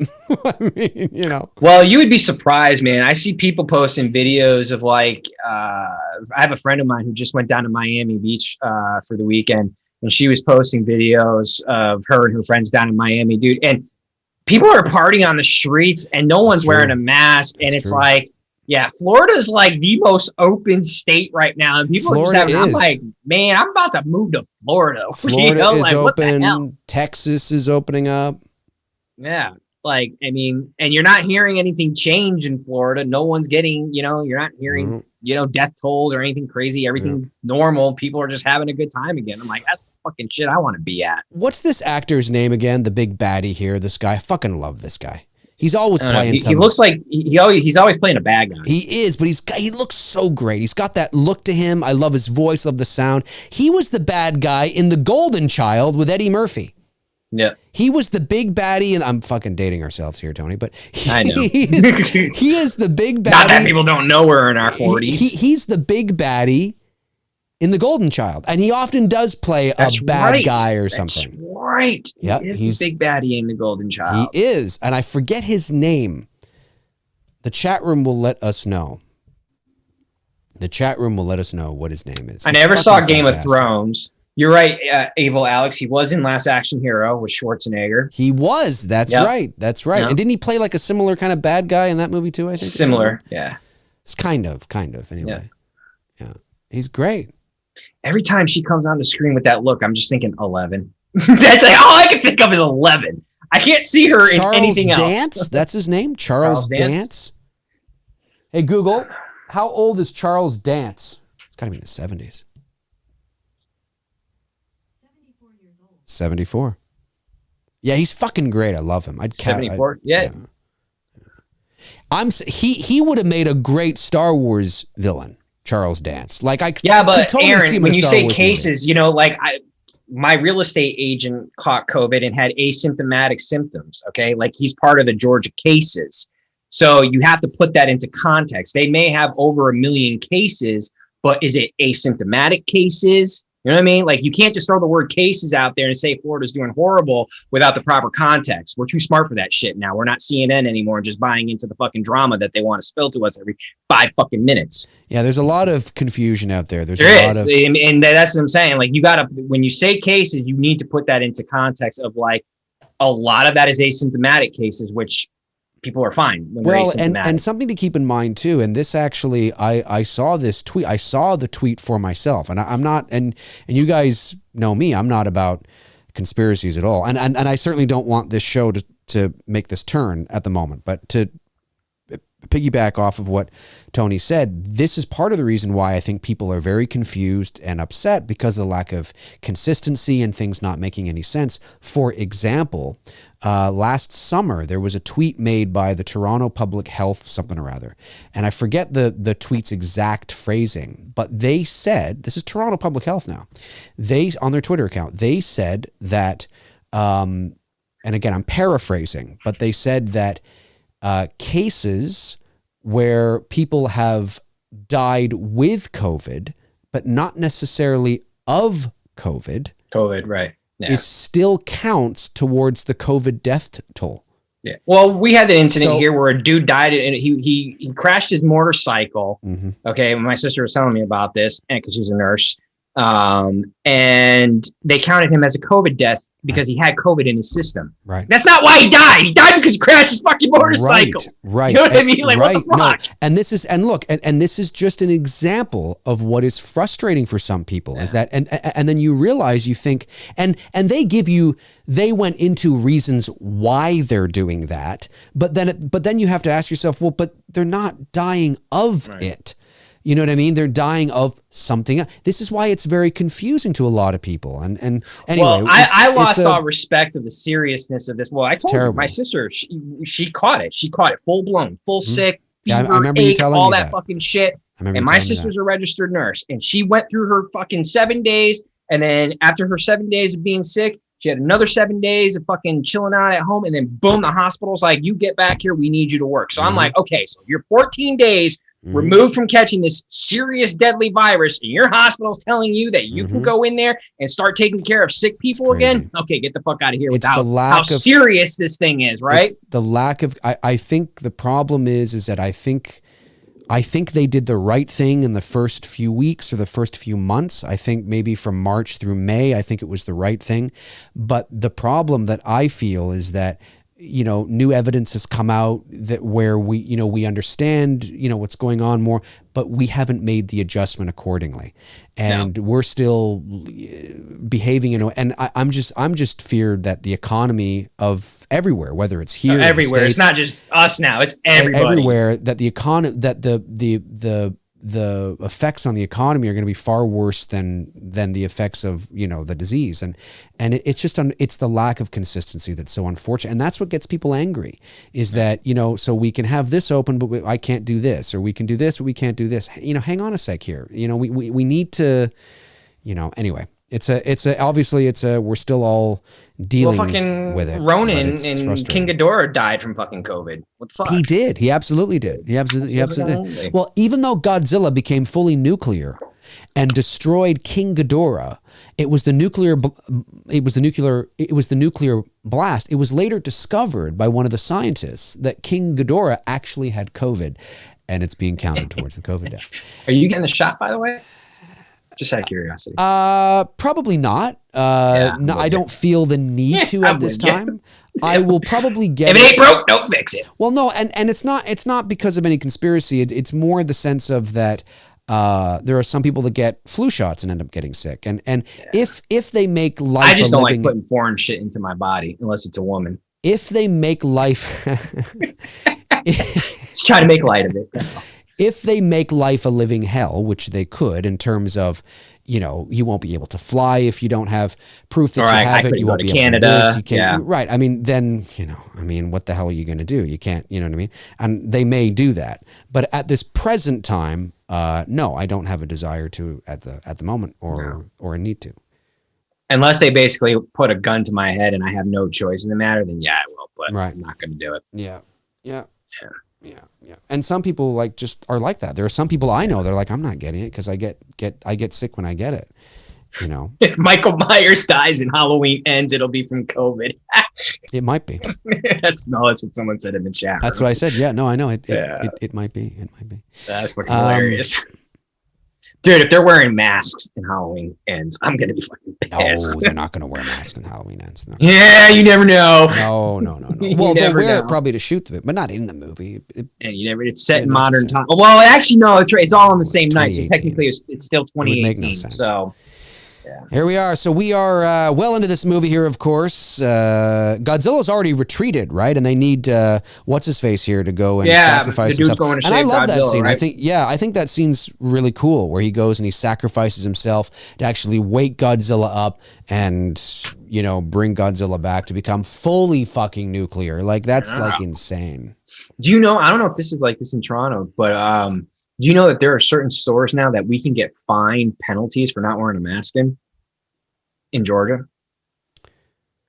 Well, I know there's stores that require you to wear a mask, but no, not just required. You can get fined. Yeah, no, I don't know. I just think here they'd ask you to leave. And by the way, I do want to say this in defense of the businesses, because I see a lot of people saying it's my right, it's my this. What you have to understand in defense, because we have to look at things objectively. You may not like it, you may not agree with it, you may even be right. But in a private business on private property, they can require you to wear whatever it is to come into their business. It's private property, and if you don't want to wear it, they have every right to say, can you please leave? So if I just think the fining part's a little extreme. The fining part is a little extreme. Because like you can get fined for not wearing a mask, but a woman or a dude who has HIV can give it to someone else and not tell them they have HIV. Right. No, I get it. I understand. Like what? I understand, but I see a lot of people in these videos that circulate on, and people thinking they know their rights, and I'm even in the sense of the my choice thing with the mask thing. I think that was a little I get why they're doing it, but I think that's. But what people have to understand as well is that even filming in a private business, in a Walmart, if it's not government, where that might be different, but if it's a private place like a Walmart or a restaurant or something, and you have your phone out filming, and the owner comes by and says, could you please not do that and leave? You have to leave. It's private property. You can't film in there. If you want to go out onto the sidewalk and film, knock yourself out. But you don't have the legal right to film in a private business, no more than you have the legal right to film in my house. So people, they play that card a lot, but in a lot of the instances I've seen, they're not actually correct when they're on private property. If you want to go out and onto the street and film, and somebody comes by and says you're not allowed to be filming, it's like, well, then you have some right, because you're like, I'm on the street, like I can, when you guys filmed It's Me, Billy, you all wore masks except for the actresses who were in the scene, right? Absolutely, 100%. Yes, yeah, we had to. We did. We and the girls did as well. The actors did when we weren't shooting, and then when it came time, they had the face shields. Okay. And then, okay. Oh, the girls. The girls in the scene. The girls had the face shields because of makeup, and they didn't want to smear the makeup every time they put on the mask. So they had the face shields, and then they would just take that off. And then Emma, our wonderful production assistant, who was also sort of our makeup and hair as well, came by and would adjust. 4 more days, man. Things like that. Right? 4 more days. 5 more days? 4 more today for the trailer. 4 more days until the trailer drops. The official trailer for It's Me, Billy is dropping this Friday. Here we go. Yeah, you'll know the time. Oh, this light went out. That's strange. It usually lasts longer than what it did tonight. Weird. The trailer is dropping Friday, and we're just fine. Super jealous, man. Right now. That you got to do your. I was telling that to Dave before we went live. The earliest that. And it's not even a guarantee that I can even do it. The earliest that they would consider letting me shoot at the campsite for my Crystal Lake movie would be 2022. And I'm like, fuck. And I don't even think I'm going to be able to get it then. I think I'm probably looking somewhere beyond 2022. Yeah. Well, tomorrow, sucks. like I was saying to you before we went live, tomorrow I should be, unless he can't for whatever reason, and which is possible. Cecil Laird will be joining me on McRae Live tomorrow at 12 p.m. Eastern time, and we'll just no real planned agenda. We'll talk. We'll just talk shop. We'll talk movies. We'll talk It's Me, Billy. We'll talk Dylan's new nightmare, obviously, because he'll have an update for that. It is still happening. It's just obviously COVID has put a wrench into things, and things are delayed. But as far as I know, the Freddy prosthetics are done, as far as I know. Sweet. So big shout out to Nora Hewitt for that. And so, yeah, he should be joining me on the show tomorrow. So that'll be fun. It's always great talking to Cecil. I haven't talked to him in a while. So Yeah, I'm looking forward to you doing that short film as well too, when everything hopefully returns to normal here in the next year. Dylan's New Nightmare. Yeah, I am too. I'm excited to put my focus on that, because my focus has been so much on It's Me, Billy, and the post-production of that. And it like, I can totally, I mean, obviously it's a minor scale. I'm not, producing a major Hollywood film, but when Hollywood producers or directors say things like, I've spent 2 years of my life working on this movie, I need to take a break and go on vacation. I get it.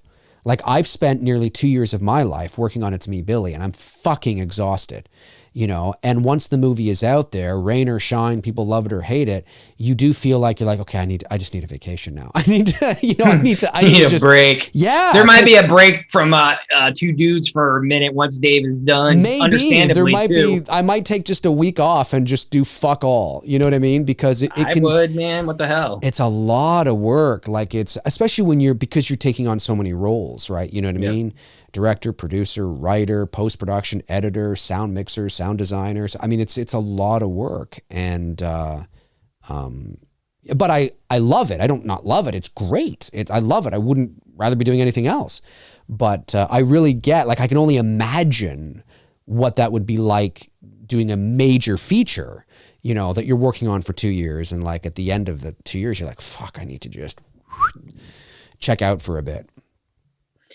Well, the one plus side I guess the one plus side that with the COVID situation here in Georgia and being able to film is that I'm going to be overly prepared, because I'm going to have everything lined up. And once they give me the green light, then I can go and make it. That's the positive thing. And that's what we've been saying to Cecil as well. I've had a few talks with Vince, and Cecil, I know, agrees. The silver lining is that at least it gives them more time to prepare, more time for post-production, more time to fine-tune and tweak things, and just to be better prepared.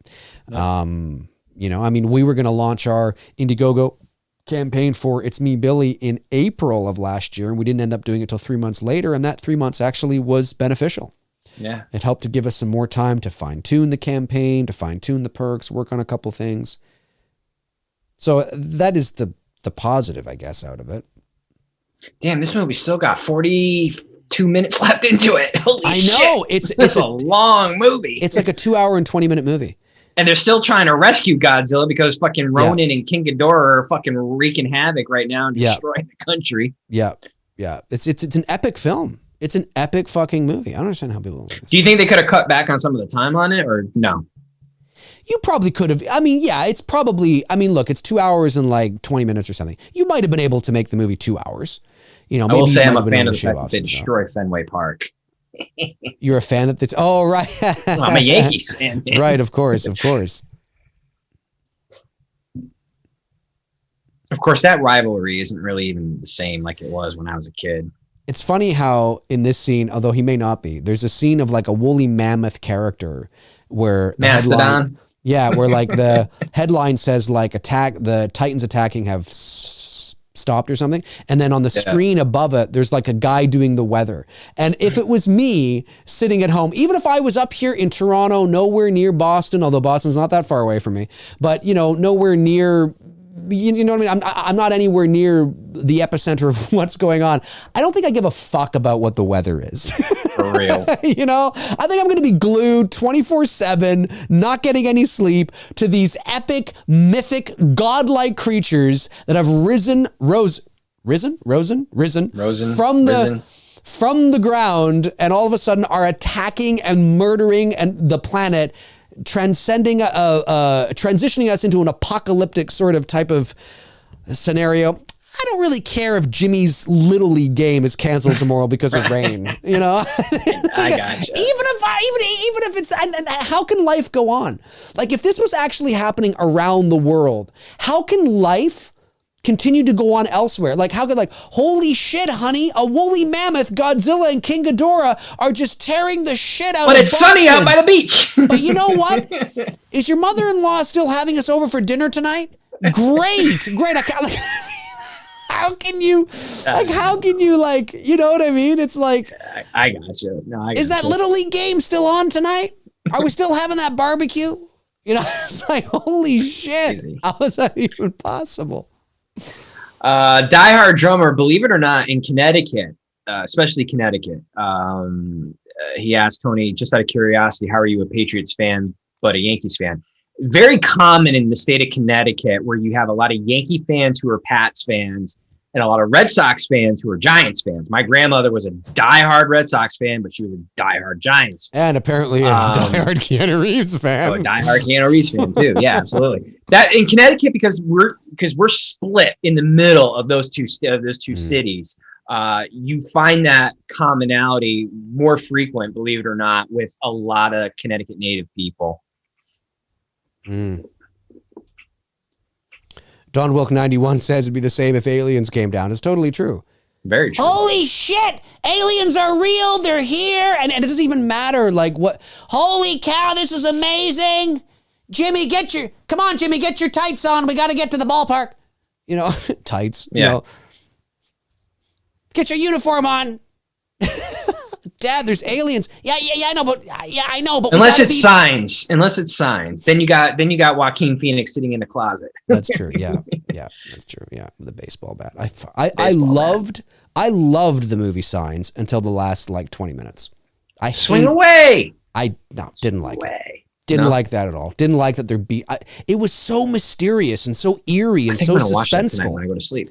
It was eerie, suspenseful, mysterious, and then the last like 15 minutes of that movie, it's like, what the fuck? Now you're beating aliens with a baseball bat? No. Water. Didn't like it. Failed. Bum, bum, bum, bum. Epic fail for me. Here he is. He's going to meet Godzilla. I'm pretty sure the heat from the lava alone would fry him, but that's just probably. Just like in Revenge of the Sith, I don't understand how the heat alone didn't fry those guys. But anyway. Well, because they're Jedi, they're shielding themselves from it. That's true. There's a force shield around them as they dance. He opens this up. It's not a nuclear weapon. Because it actually goes into beer? that. Can you imagine it's beer? He opens this up. And it's beer, and he's like, fuck, I took the wrong thing. It's a cooler. He took a cooler full of beer, and he's like, oh, no.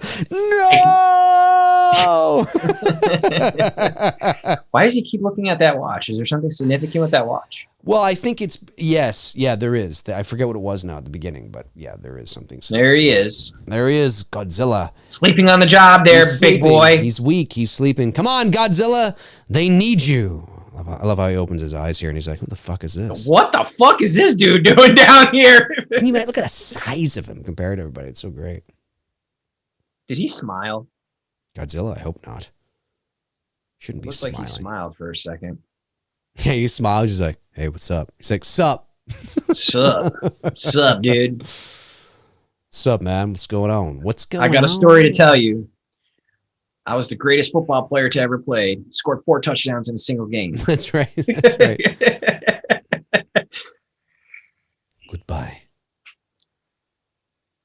old friend. Here we go. Whoa! So his energy is from nuclear. Yes, he's nuclear. Yep. Gotcha. He's nuclear. That's now it's all making sense. Yep. He's a nuclear weapon, essentially. Which is man, that fucking submarine breached the ocean like it was a fucking killer whale looking for a sea lion. I know. Which is why I'm very curious to see how they handle, because on paper, Godzilla and Kong is really no match. Like, it's like Batman versus, Superman. Well, I hope they don't do what the 62 did, where Kong had lightning. I hope not either. I hope they stay away from it. I have my theories on what will happen and what should happen. Right. Like, I'm totally cool with Godzilla using his nuclear breath. Yeah. But Kong needs to stick to his fists. And then if he's got that little axe thing, all right, and he goes all Thor on Godzilla for a second there, Thor to Thanos, aim for the head, what Thanos or what Thor couldn't do. Yeah. This is great. I love this music here. I'm going to fucking when he rises out of the water. I'm going to fucking raise the volume on this shit. This is the Godzilla theme about to come here. There it is. The old classic Japanese Godzilla theme. It's awesome. That's the old theme? Yep. Okay. It's a great theme. I got Kong, man. Chester Franklin Jr. I am a Kong fan through and through. Been a Kong fan since I was a kid. Yes! Yes! Yes! Yes! The king! For now. Fuck you! For now. We'll see what happens in 10 days. Is it 10 days? No, it's less than 10 days. Fucking love Shit. that. Fucking love that. 9 That's so days. great. So great.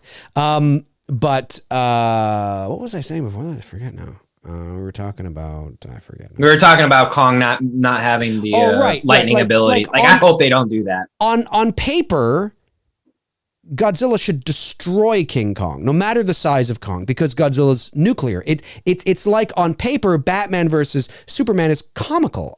On paper, it's like it doesn't make any sense. Superman is Superman. He should flick Batman and he would die. However, they had to write a story that would justify it and make sense. They have to do the same thing here. Not just the size of Kong and the fact that he's strong, yes, but Godzilla is also incredibly strong and huge, and he's nuclear. He's a nuclear weapon. I mean, they have to do something that's able to justify how Kong can compete. And I'm not saying that he can't compete or that he shouldn't be able to compete. I'm just saying that whatever they do to justify it, I hope it pleases not just Kong fans, but Godzilla fans and all of us, where we go, okay, yep, I can buy into that, and we all do. Because if we don't, then it's kind of like, oh, you know what I mean? Like, what are you doing here? Like, this doesn't make any sense. Because you don't want to make Godzilla weaker to make Kong stronger. I think it's going to be like a back and forth match between the two of them. 100%. But you've got to, whatever you do is you have to keep Godzilla where he is. Godzilla is this. This is the establishment of the character. This is who Godzilla is. This is how powerful he is. You can't bring him down and treat, like, you can't become like how, like, you're a 40-year-old man with your 5-year-old son. You're going out to play football. You don't, go all out against your 5-year-old son because you'd kill your 5-year-old son. Your 5-year-old son is no match to you. But you can't do that in this instance, right? You can't bring Godzilla down to match Kong. You got to bring Kong up. But what is that? What is it? It's not just size and strength. There's got to be something else there too, So we'll see what that is. And hopefully, we're all like, okay, yeah, I buy that. All right.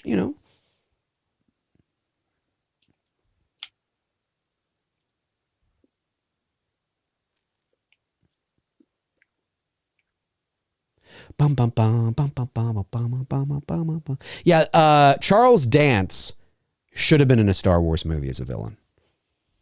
He would have been good. I could see that. He would totally be a great, like, Imperial captain. Like a Tarkin. Like a Tarkin kind of guy. Anyway. For sure, yeah, absolutely. Yeah, 100%. See that. Yep. Get on that, Lucasfilm! No! Well, then fuck you too.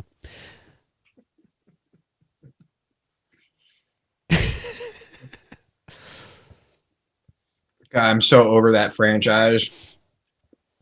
There it is, Fenway Park. Fuck that place. Fenway Park. Have you ever been to Fenway Park?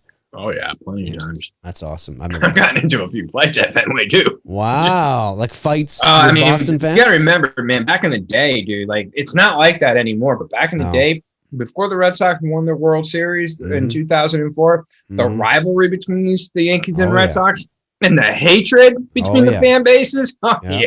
I can imagine. Oh yeah. I can imagine. One time I had fucking pizza was being thrown at me, beer was being thrown at me. It was fucking crazy. That is crazy.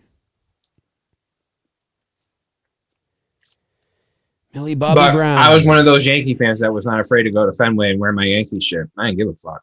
Yeah. I was like, fuck you guys. I got you.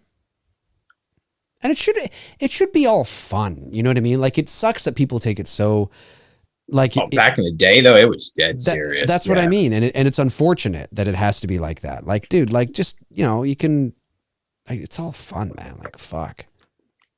Man, I had fun with it. I didn't care. I know, like, but I'm talking about people that, like, feel the need to actually, cause a problem because I know. wearing an opposing jersey. Like, who fucking cares? Dude, I mean, the teams hated each other. They did. I mean, it was like, it wasn't just the fan base. The teams hated each other. Yeah, they did.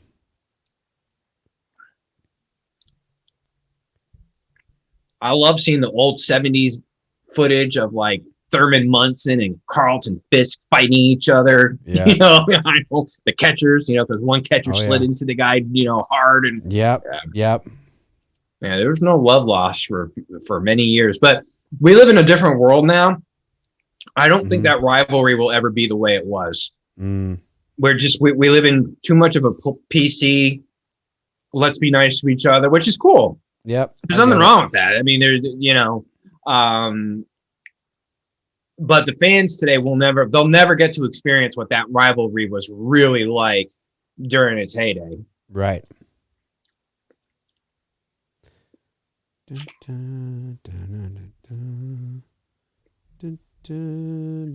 Well, shit, you know, man, fucking, who's the Habs rivalry in Canada? Oh, the Leafs. Yeah, The Toronto I was Maple gonna Leafs. say, you know, like there you I go. know. Oh yeah, for sure. Oh yeah, that's a big. You pull up some old. Oh yeah, is this the scene? Yeah, where she's like standing there and her buddy shows up. Yep.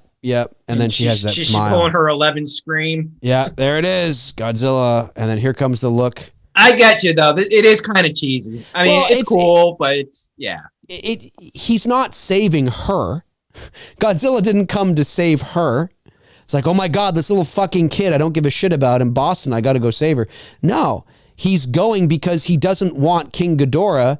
Like, it's a shot here. Like, it's cute. Yeah, I get it. it was. Okay. Yeah, it's all right. You know, and then you have like all the jets coming around him. Like, you know what I mean? Like he's the, and He's I get, leading the charge. yeah, like I get that he's not attacking the humans and he's not attacking the jets because the jets are not attacking him. Do you know what I mean? But if the jets suddenly turned around and started attacking Godzilla, do you think Godzilla's just going to take it? No, he's going to breathe fire on all the jets and he's going to kill them. Fuck off. Exactly. So I get it, you know, and I think it should remain like that. That we are just, it's almost like it's their world. We just live in it. Do you know what I mean? Yep. Like it's that kind of thing. Like we just got to dodge this shit and kind of don't piss off this guy that appears to be kind of, you know, the leader here. And let's just, you know what I mean? This is so epic though. Look at this. Look at this. Yes. It's great. It's testosterone. It's like my fucking 6-year-old child just coming alive. It's great. You can feel the testosterone. It out. So good. Oh, congratulations, Tabitha. Really? You're delivering in 4 days. Is this your first kid? No, it's actually Tabitha's second. Oh. Yeah, and it's going to be her next week. Yeah, she's her due date is on the day I dropped the trailer. So we got two things dropping that day. We got a baby on the way and right. a trailer. Maybe Tabitha will be watching it from the hospital bed. Hold on. Looks good, Dave. Okay. That'd be funny. Give me that epidural. Yeah, that's right. Morphine. I was there initially before Fred, my sister's husband, for her first, and watching her go through that in like an hour or so, just being there, just was like, man, fuck. Like, women, y'all got my props on that one. Yeah. That did not look comfortable for my sister. No.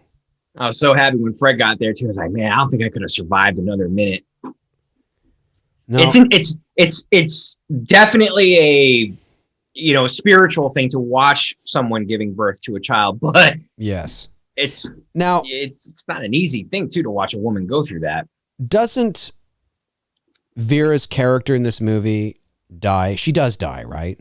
I think Yeah, she does. sacrifices herself. Okay, good. Because I but remember then comes back for The Conjuring. Right. Because remember the first time I watched this movie, she was kind of making it to the end, and I'm like, oh, come on. You wouldn't make it through all this. Come on. Yeah. Look how strong King Ghidorah is, though, man. He's fucking giving it to Zilla. And then all of a sudden, Zilla just like, how is Kong going to survive this? It better be good, man. Oh, here's Here his comes girl. Mothra. His girl's coming. His bitch. Shout out to the ladies. Oh. She's like, you don't fucking talk to my man like that. I don't know why. She's coming down like, that's my man, bitch. I swear to God, I think I saw Mothra go, mm-hmm. Look how easily they just go through. Can you imagine this actually Boston's happening? done at this point. If this is real world, Boston is done. Boston's done. San Francisco's done. I'm glad they haven't, at least not yet, have gone to I'm wondering New York. if they're saving New York for Kong. Well, because New York, though, and maybe they are, but New York is also that city that like everything bad always happens there. Like, in the movies as well, you know what I mean? Like, it seems like that's the place where you always go to have these epic kind of things happen. So I do admit it's kind of nice to see other cities. You know, Boston. Well, like in this one, San this is Francisco. Tokyo, right? In the in Kong versus Godzilla, right? No, it's Hong Kong. Or Hong Kong. It's China. Yeah. I mean, Hong Kong is actually its own kind of so thing. you're right. Yeah, we're getting It's San China. Francisco, Boston, Hong Kong. Yep. But I still have a feeling in the Kong, whether it's the sequel or the trilogy, I think they're saving New York for him. Right. And it would make sense. It would make sense. Makes sense, yeah. How they're going to do it, I don't know. Because someone sent me this picture. It's Kong on top of one of the skyscrapers in Hong Kong. Yes. Okay. Yeah, I saw that. And it almost feels like his weight would like just tip the skyscraper over. Like he looks That's what I'm saying. Like, he looks almost too and I big get for the building. argument that people are like, he could be on top of the Empire State. Like, but But he was smaller. not the way you see it in Peter Jackson's or in the original 33. Because if he's getting attacked, first of all, our helicopters were attacking him in Kong Skull Island, didn't even make a fucking dent. Okay, so there's no way that these helicopters are going to attack him and shoot him off the Empire State Building. Well, no, and if he falls off the Empire State Building, it's going to be like a second and a half drop to the ground. And I don't quite understand. I did see that image that you're talking about, and I think a lot of because someone sent it to me last week because they were debating me on Instagram, saying, "No, Tony, you're wrong. He could be on top of the Empire." I'm like, "Oh God." Well, I think a lot of our viewers have seen it, but I thought the same thing. Funny you should say this, and this is the first time that we're talking about this, like to each other. Yes. I actually thought the same thing, that I saw that same image, and my first thought was, hang on a sec, how is this version of Kong even stabilizing himself on top of this building? He's too big. Like, you would think that he would just snap it. Like, yes, the Kong in the 33, the 76, and Peter Jackson's Kong, sure, but that's because he was like in the 33 and the Peter Jackson films, he was like 30 feet tall. In the 76 film, I think he's like 80 feet tall. In this movie, he's like 300 feet tall. He's way bigger, way he's more a quarter mass. of the size of the Empire State Building. Right. I mean, like, he's got way more weight. So, or like he's like, it just doesn't quite, like he's up there and it almost looks like, I did notice it. The first thing I thought was, how is he stabilizing himself on top of that building, hanging off it like this? Like or I don't know. It just seemed kind of strange. No, I absolutely agree. I think fans need to realize that if they do the New York thing with Kong, it's not going to be the same type. It's not what we're used to. They're going to come up with something creative. Yeah. To have a whatever ending fight between whether it's us and Kong, or I still think the way it should be another monster threatening I love that. Kong and Godzilla coming to save the day at the end, and that's how Kong and Godzilla become homies again. Yep. That's how I would do it. Oh, Mothra. Yes, Mothra takes down Rodan. Yes. Way to go, Mothra. Does she die? Or she just kind of gets the wind knocked out of her? No, she does sort of. I can't remember. Oh, she sacrifices herself. She sacrifices herself, I think. Yes. Right. Yes. I think that's right. Good for you, Mothra. For her man. That's a good woman. She's the best. You marry that type of woman, Godzilla. I mean, I'm not telling you what you do, but I hope everybody has a woman in their life that looks at them like the way Mothra looks at Godzilla. I'm going to put that on social media. There you go. I hope people are going to be like, what the fuck is he talking about? I hope your woman looks at you the way Mothra looks at Godzilla. Looks at Godzilla. Yeah. Dun, dun, dun, dun, dun, dun. Like Lucky surviving in a bathtub. This is borderline like Indiana Jones and the fridge thing, but I'll let it go. Yeah, because it's 11. It's 11. She was using her powers. That's right. She was using that's right. She was using her powers. It's crazy to think that she's driving in this next film. I know. That's how. Like how old is she now? Hey Google. Well, obviously she's old enough to drive. How old is Millie Bobby Brown? Is she like 17 now? Millie Bobby Brown is 17 years old. 17? Jesus, man, time's going by way too fast. Way too fast. Yep. For her to be 17 now, just thinking about when she came out with Stranger Things and she's just a little kid. Yep. Damn. She's 17. Before you know it, she's going to be 22, on drugs and pregnant. Shit. Damn, dude. No, she doesn't strike me as that type of person. She's too, her vanity is too up there that I don't ever see her dropping like that. Dropping like Godzilla here? Oh my God. Yeah, dropping like Godzilla. No. That's an epic shot, though. This is a great fucking movie. What the hell is wrong with people? Yeah, people are stupid. This is great. This is a great visual except the people in spectacle. our chat room. They're cool. Yeah, that's right. That's right. Yeah, everybody in the chat room is cool. But the rest of the world is stupid. That's right. It's just the critics don't like it. I think the fans like it, right? Didn't it get a... No, there's a lot of fans that don't like it either. No, whatever. It's like, they suck. Fuck, yeah, they suck. They suck balls. Yeah. There's Mothra right there.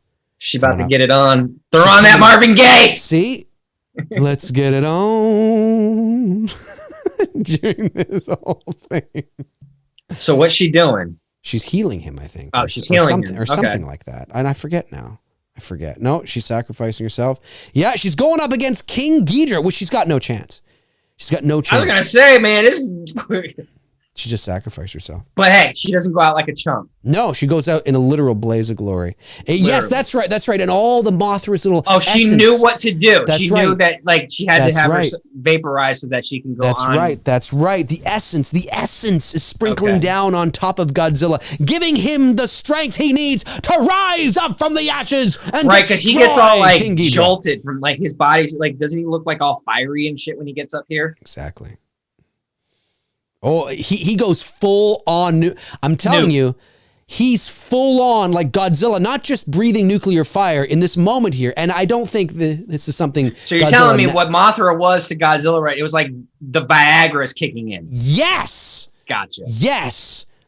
The Viagra's, he goes full on nuclear here. Like his entire body is like a nuclear bomb any second. And it's like, holy shit. Gotcha. Now, that's not something that he naturally can do, obviously. This is like a special thing. It's with the help of Mothra? Right, I think so. Okay. Well, and the nuclear charge, the explosion earlier that gave him all that. That's right, that's right. And so we shouldn't see him like this in Godzilla versus Kong. And if he does, well, he'll still have his nuclear breath. He'll still have the nuclear fire, right? Well, yeah, he's nuclear anyway. Trailer. But I'm talking about like what's about to happen here. What's about to, like, this is next level shit that's about to happen. And this is insane. Like the way this happens is insane. Fucking King Ghidorah being a little bitch. Yeah, because everyone's like, he's about to explode. He just fucking goes on. I'd love to get a figure of Godzilla like that. I think actually NECA might produce one. I'm hoping NECA would do a Kong version, but I think they either have or they will. You can get like the Walmart. Kong Skull Island's been out for a few years and they still haven't. Really? That's weird. Yeah. They should. The only thing I have beyond just the VHS movies is the vinyl soundtrack from the 76 King Kong. Yeah. Kong doesn't have a lot of merch like Godzilla. Godzilla's got a lot of merch. I used to have a model of King Kong from the 33 film. It was cool. Yes. There's Vera. It's when she says, "Long live the king," that Godzilla comes like full nuclear. No, Mom, Gotcha. no. I'm turning this up. This is very emotional right here. This is great. No. We'll see you in June, Vera, with The Conjuring. Taking on the devil. Oh, Mom. I've got to go, baby. She doesn't have an accent. I'm just putting that in. Makes it more emotional. I've got to go. Is she British? No, well, Millie's British. I know Millie's that. Is British, yeah. Vera's not, though. No, Vera's not. Oh, Frank's saying NECA, whatever their name is, does have a King Kong. Does have a Kong. Thank you very much, Frank. Thanks, Frank. I'll have to go online and check that out. Frank the Tank. Thanks, buddy. Coming to the... appreciate that, Frank. Come on. Going hard in the paint in the last second there. That's right. Frank doing that layup. Not a layup. He's shooting a three-pointer from half court. going Steph Curry style. You know, and I just watched was The Last Dance. Have you seen that? No, I haven't. You gotta watch that. It's really good. The Michael Jordan thing? Yeah. Yeah. I mean, it's pretty much stuff I already knew about him. Right. Because I was a big Jordan fan in the 90s or in the 80s and 90s. My whole room was like dedicated to him at one point. But yeah, it's a pretty solid documentary. Can you imagine Vera here is about to say, "Long live the king," and then like as soon as she says that, Godzilla attacks or can you imagine like having this perfect timing? Or steps on her. I would have loved it if he just stepped on her. Well, he basically does. But can you imagine this like perfect timing? Like if you actually said this in real life and this actually happened, then Godzilla came in. Here it comes. The king. Yes. Corny. It's great. Corny as no way. It's awesome. It's awesome. Here he comes. Full on nuclear Godzilla. Look at his fucking, his fire is radiating through his fucking like skin and scales. Mothra fucking what did you say? Was that Here Mothra juice? Look at this. Oh my god. That love He's juice. full on fire. Here it comes. Here it comes. He's full on atomic bomb. This is epic. Look at this. Oh my god, here we go! See, lights out, King Ghidorah! That Viagra's kicking in big time. Lights out. King You Ghidorah can doesn't try. know what's hitting him right now. You can try. No, he doesn't even know. It feels like a pinprick. You can try. You can try. But then Godzilla's gonna. Wow! He's got a nuclear. What do they call that? The blast, like the. Dude, the fucking King Ghidorah is skin disintegrating. He's a bomb. Oh! Oh yeah! It's great. Yes, that's what I'm talking about, bitches. Oh, Frank just sent me the link. It's a 7-inch or 8-inch action figure. Nice. Thank you, But Frank, being on top of that. Doesn't look like it's available to purchase. What? I remember when I saw this in the theaters, I thought in the rubble here, It says release date. Vera's hand was going to come out of the rubble, and I was going to be like, no! Oh, that would have sucked. If that happened, I'd have been like, fuck you. I was like, there's no way she would have survived. I love that you think that Ghidorah's rising, but it's actually Godzilla. He's got it in his mouth, and it's like, yeah, bitches. That's it right there. Look at him like waving that head around like he's like it's just, yeah, that's right. Yes. Who's the king now, bitch? I love it. Oh, I love it. Way to go, Zill. Zill. Call him Zill. We're on a first name basis, him and I. For now. Oh! For now. Oh! Here come all his monsters bowing Except to for the Kong. king. Kong's like, fuck you, bitch. I ain't coming over there. I'm staying on my island. No, Kong's too busy banging the banging the locals.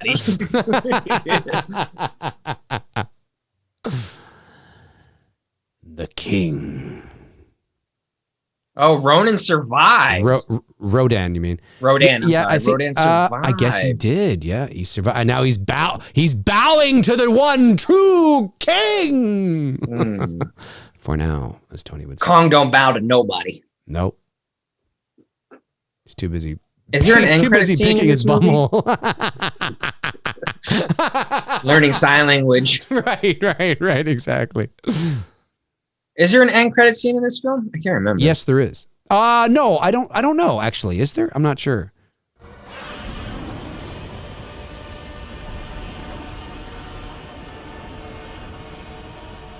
Yeah, goodbye, Boston. For real. Godzilla, king of the monsters. King of the Monsters.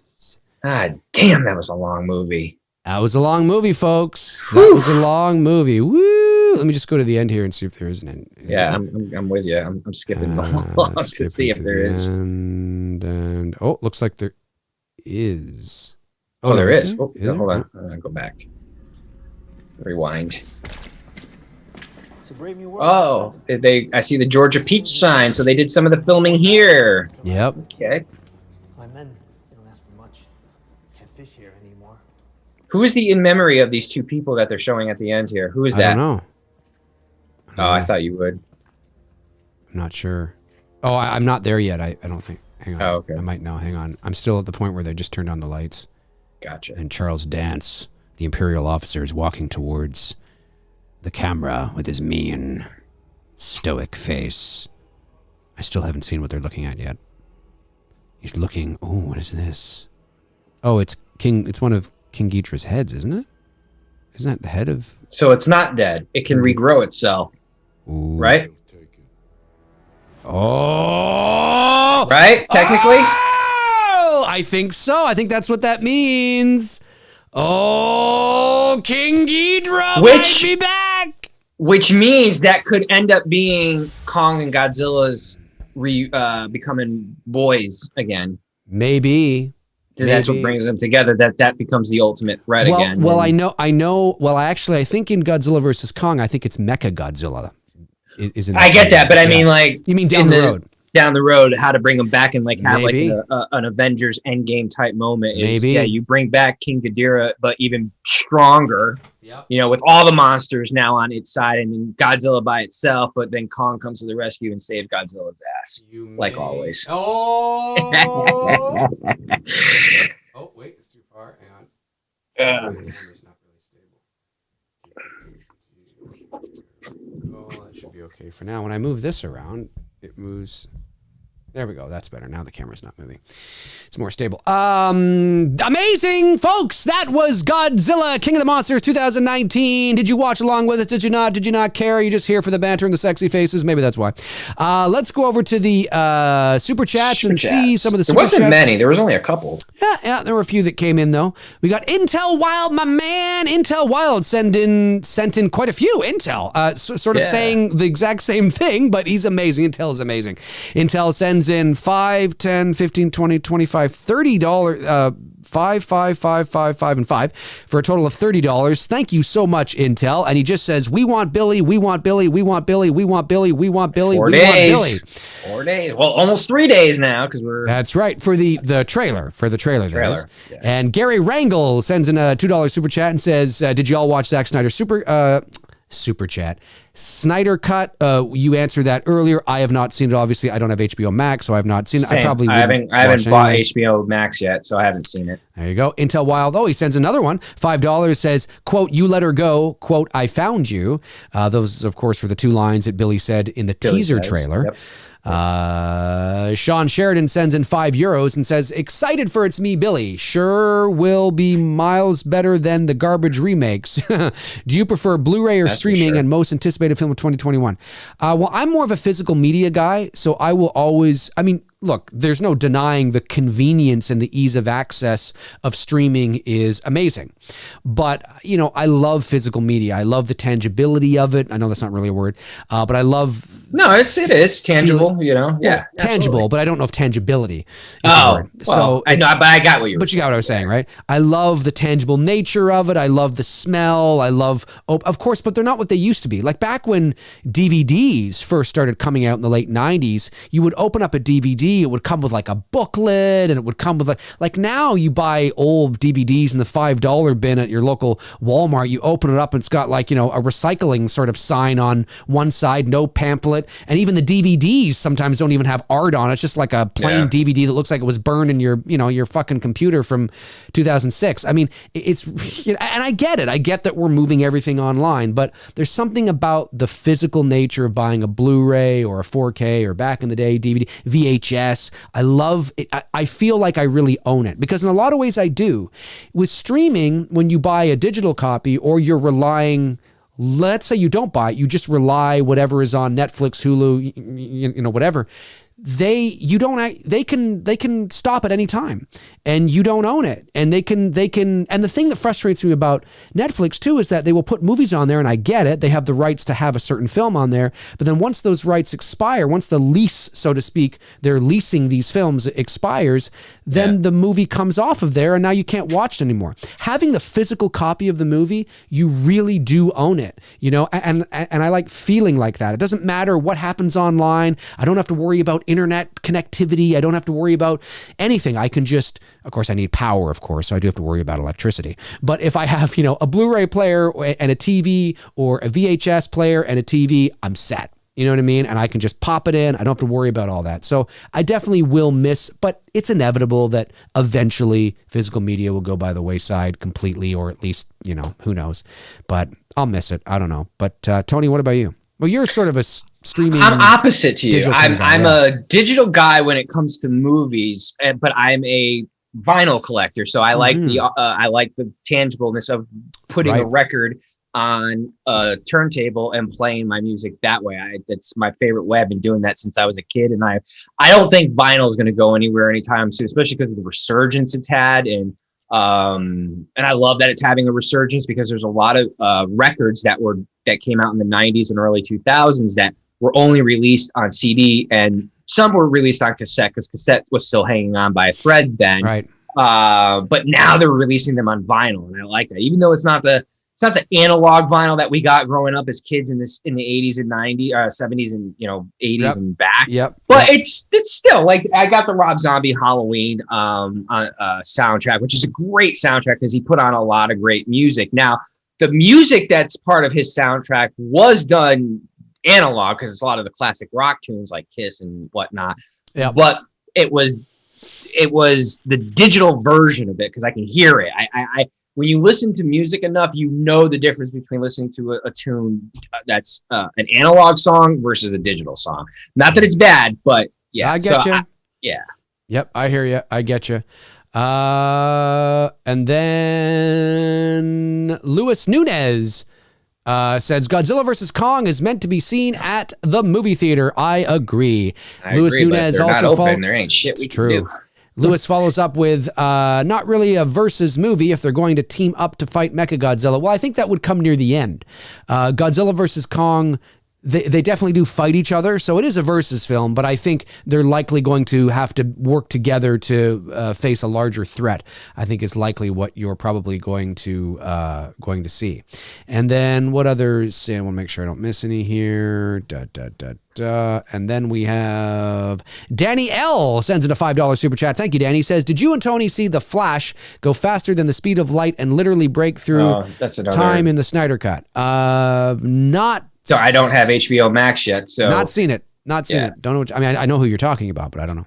Yeah, that's a 4-hour commitment, guys, and that's a yeah. And if you're not even when I get HBO Max, I don't think I'm gonna watch it right away. It's gonna be something that you know what I mean, like, cause it's shit. And if you're not already a gigantic superhero or DC, or if you're not really, I mean, it's like I could never watch the Snyder Cut ever in my life, and I couldn't care less. Will I watch it? Maybe, but I don't want to pay to watch it. I'll watch it when I somehow can watch it for free. You're not getting HBO Max like I am. So HBO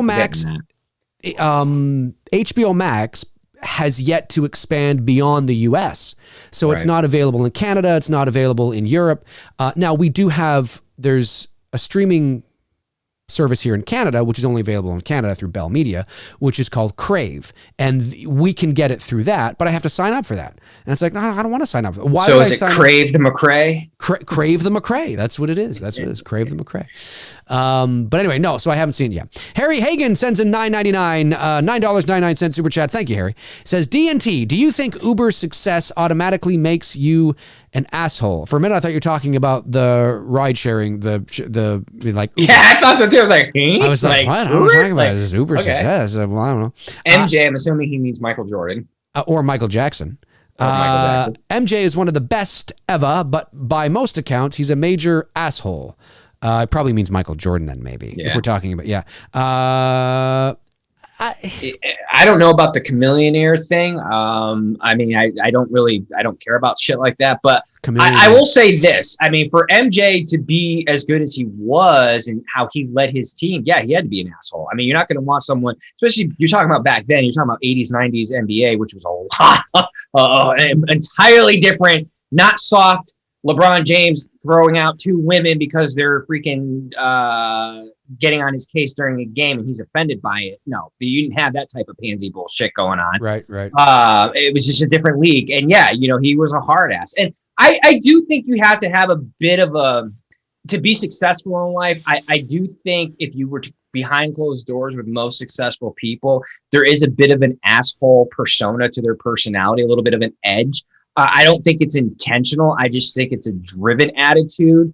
Not that it's not an I'm better than you or whatnot, but you're just, that was just Michael's from what, and I knew this as a kid. I mean, we all knew this. The dude was just, the shit he was doing and, that type of level and playing that type of level, you cannot go at it, soft and fucking, whatever. You need to go hardcore, balls to the walls. But I think that's in anything in life that you do, whether it's, you're a filmmaker or, an athlete.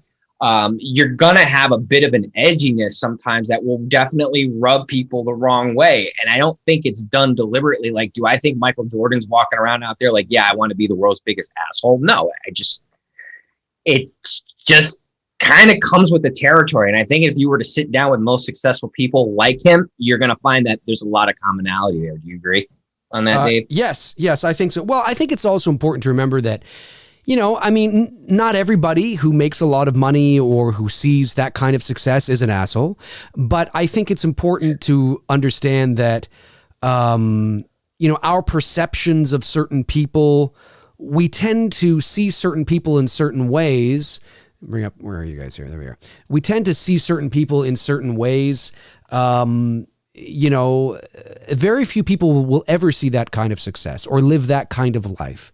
Yeah. It's a different level we're talking about, I once had this conversation with somebody where it's like it's when you're a multi-millionaire and you're worth hundreds of millions of dollars, or you're Oprah Winfrey and you're worth like $3 or $4 billion. What is it like? What is it? And that doesn't mean you have to be an asshole. I'm just trying to get you into the mind frame of what it must be like to be that kind of individual. Now, there are some people that have great success that don't forget where they come from and they're good to their families and their friends and they remain humble. Of course that exists, right? It's not black and white. There's a lot of variables, a lot of gray area. But certainly when you are at that level, it's very easy because it's a different world. It's a very, very different world. It is the different. And it was a different time too. Well, it's back a different. Then. Well, back then, but even now, it's a very different world. It's like, it's the equivalent of you walking past, and it's unfortunate, but you walking past the bum on the street. Do you care about the bum on the street? No. I mean, let's be honest. No. And I'm not saying that you don't care, like we're mean, cold-hearted people, but you don't care because you're thinking about where you're going. You're walking, you think about where you're going. You got to get here. You got to that. You got to that. Hey, sir, you got him? No, sorry. I don't. You don't go. That's the $5 to them is like a multi-millionaire. Like it's a multi-millionaire or Oprah spending $1 million. The difference between $1 million and $1 billion is gigantic. It is astronomical. I don't think people understand how much $1 billion really is. $1 million is nothing in today's world. Not to say although I wouldn't mind it. Well, of course, right? Because it's relative. But at the end of the day, you have $1 million, you buy a $500,000 house, there you go. You're broke. Yeah, I mean, it's just like, and how many homes nowadays cost $500,000, $600,000? Just regular homes in regular nice neighborhoods, not even affluent neighborhoods, just regular homes, depending on where you live. I mean, there's probably homes in Atlanta that are worth like $700,000-$800,000 that are like, what the fuck? This is a 3-bedroom. What the hell is this? It's nothing. It's insane. And so the point I'm making is not to go off. Well, on a like tangent, even like but Tom Brady, I'm sure is probably an asshole, and he's my favorite quarterback of all time. Sure, but I think it's also people's perceptions. I think we believe that people should be behaving in certain ways, or they should be doing certain things because they're at a certain level of status and financial status. And I never worry myself with that. They've gotten there. They've got this. They can do whatever the fuck they want with it, as long as they're not murdering people and murdering people, abusing women, and or molesting children. Do whatever the fuck you want. You know what I mean? Like as long as you're not breaking any laws and you're not doing that kind of shit, you be all the asshole you want to be. I mean, obviously we all hope that somebody is a nice person to meet and, you know, whatever the case is. But being at that level with that kind of money, the point I'm making is it can change people. And it can, because you're working and operating at a level in a different world. And right or wrong, it's 5 echelons above the commoner. It's a different level in a video. It's just, they don't care about you because they don't have to care about you. I think as the athletes, I think they care because, like, you know, in the documentary, even Jordan stated the reason why he had that hard competitive edge is because he knew people were paying serious money to come and see him play, and he always wanted to make sure that he was going to give them 100% at every single game. And that's a hard to play at that level constantly. That's not an easy thing to do. So yeah, you can develop an asshole type personality. You can, and not everyone's going to be able to be like that. You know what I mean? I'm not trying to get on the whole be like Mike thing, but like. But he understood that, and I think most athletes who get to his level, like Michael Jordan and even LeBron, LeBron, he would have been fine in the 80s, 90s era of the NBA. He's become way too soft, and he needs to just toughen up a little bit. That's all I'm saying. But he's a great player, and he has that mentality. Because LeBron is too worried about his ego and his status. That's just it. Rather than worrying, like in guys like Magic Johnson, Larry Bird, Michael Jordan didn't give two shits about their ego and status. Well, and it's all, because it's a different world. There was no social media. There was no. Exactly. It was a completely different world. That's not to say that they wouldn't have been if social media was around back then. You know, we don't know. But having said that, and I see your point, and it's fair. But also, I would say to Mike privately, if I knew him, I'd be like, come on. I mean, yeah, you know, I was doing it for the fans. Well, yeah and no. I mean, you were doing it because you were paid millions of dollars. You love the game. You're great at it. And you want to win a fucking championship because that means you're going to get more money and you're going to, you know, or you're going to get like more sponsorship deals. This is business. Sports is a business. And yes, I don't think he's lying when he says that he wants to give the fans something special, but that's certainly not the only reason why he's working hard every night. He's working hard every night because he loves the game, because he's paid millions of dollars to do it, because he wants to win, because there's an expectation to, like any athlete. Tom Brady, oh, I'm doing it for the fan. No, you're not. I mean, okay. I mean, that's a nice political thing to say. That's a nice thing to make the fans feel good. That's a nice thing to make us feel, oh, did you hear me? I mean, yeah, that's what you say because that's the right thing to say. That's the rhetoric. But at the end of the day, it's about the business. It's about winning the game. That's why he's trying hard. That's definitely, and I agree with you. That's what LeBron has, LeBron's generation of the NBA has evolved to. It's evolved, and it really started with Mike, and that's what it's become now. Because when you look at the '80s style of basketball, I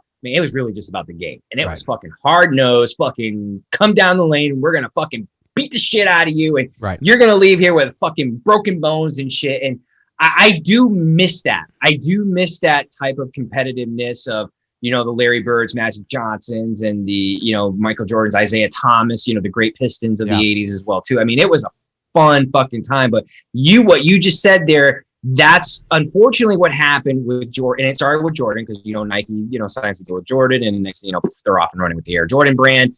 And now, you know, that's a lot of basketball players followed suit. You know, LeBron, you know, Kobe did it as well too. It's not just LeBron. Kobe did it while he was alive.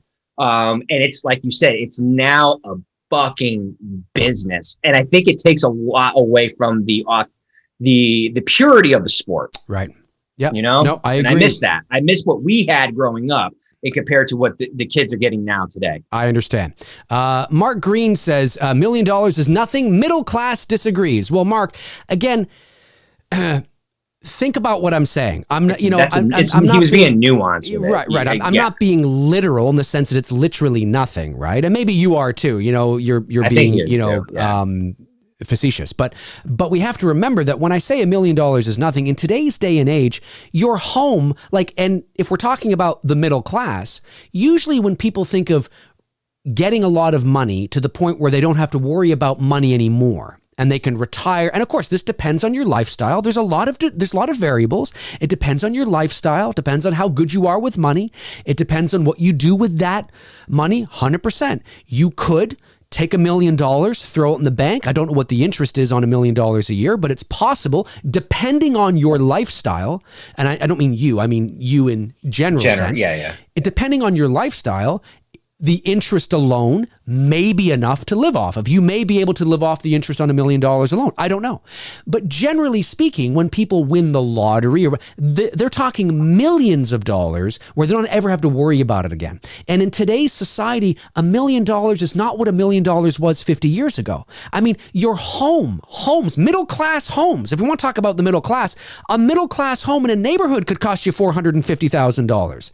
And then you put down, you know, obviously you don't pay that out, right? You put down, you know, a down payment, you pay your mortgage every month. But if you think about it, you know, and then maybe you want to get a new car, and then maybe you want to give some money to your family, right? And maybe you want to go on a vacation. Well, before you know it, I mean, that $1 million is not yes, it's a lot of money in a vacuum. It's not that it's not a lot of money, but in the vast scheme of things in today's day and age, because of how expensive it is to live and how expensive everything is, you know, you buy yourself a new home, a new car, take a vacation, give some money to your family, and maybe put your kid through college, and you're done.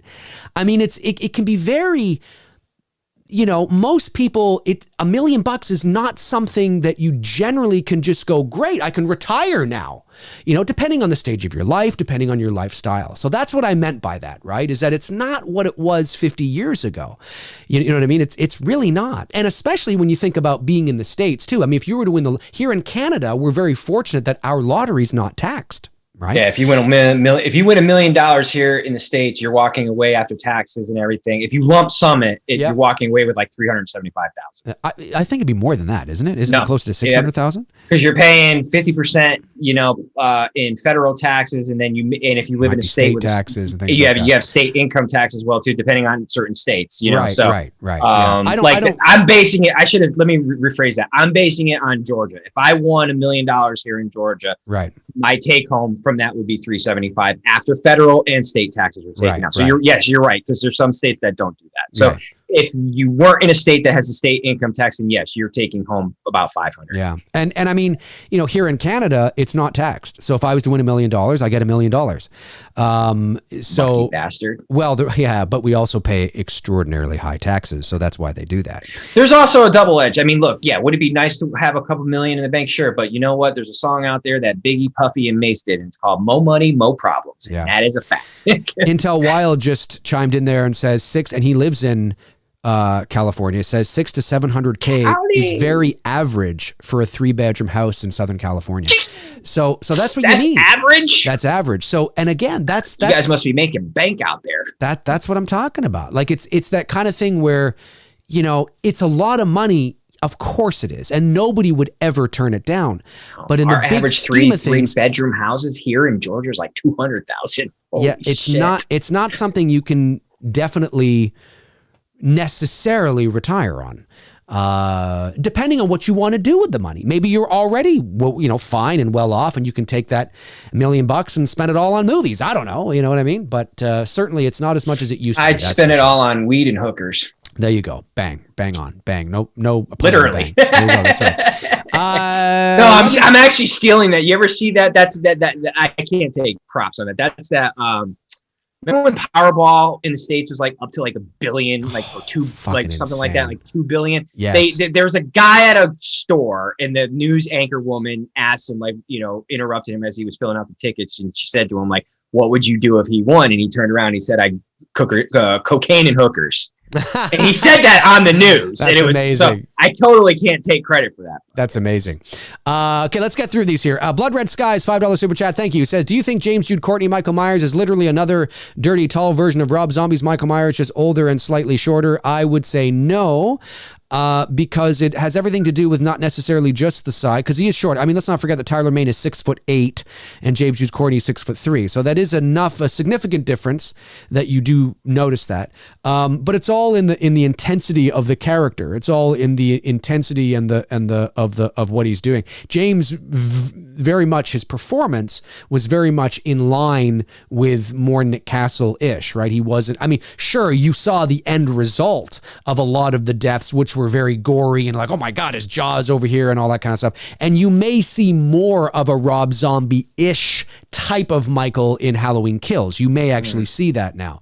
But certainly what we've seen thus far, I didn't feel any Rob Zombie, Michael Myers vibes when I watched Halloween 18. Same.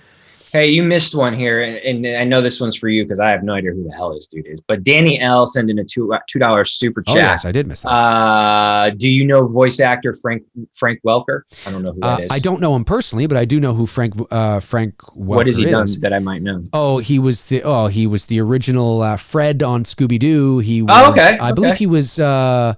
Who was the bad guy on Transformers? There was Optimus Prime and Megatron. Oh, Megatron. He was the voice of Megatron, I believe, as well. So he's done a lot of stuff. He's in his 70s now, I believe, and he's done like tons of stuff over the years. So no, I've never met Frank, but I definitely know who he is, and I know people who do know him. Blood Red Skies got that one. Robert Thidoff, thank you, Robert, says, D&T, my dad, Bob Thidoff, has his 79th birthday tomorrow. Amazing. Hey, happy birthday to your dad. Happy birthday to 79 Bob young. Thidoff. Bob Thidoff. Oh, Bob Thidoff. So that must mean that Robert P. Thidoff is Robert Jr., perhaps? Junior. Danielle sends a $2 super chat, says, do you know E.G. Daily or Frank Welker? Oh, now we're going into E.G. Daily. Again, I know who they are, but I don't know them personally. No, I don't know them personally. And Frank Riker says, $5 super chat for the sexy chest-beating motherfuckers in the chat. Hopefully we see Kong fling some poo at Zilla's face. I can't wait. That's how he blinds him. I can't wait to get Frank on Two Dudes, because this is going to be a funny fucking show. That's going to be a fun.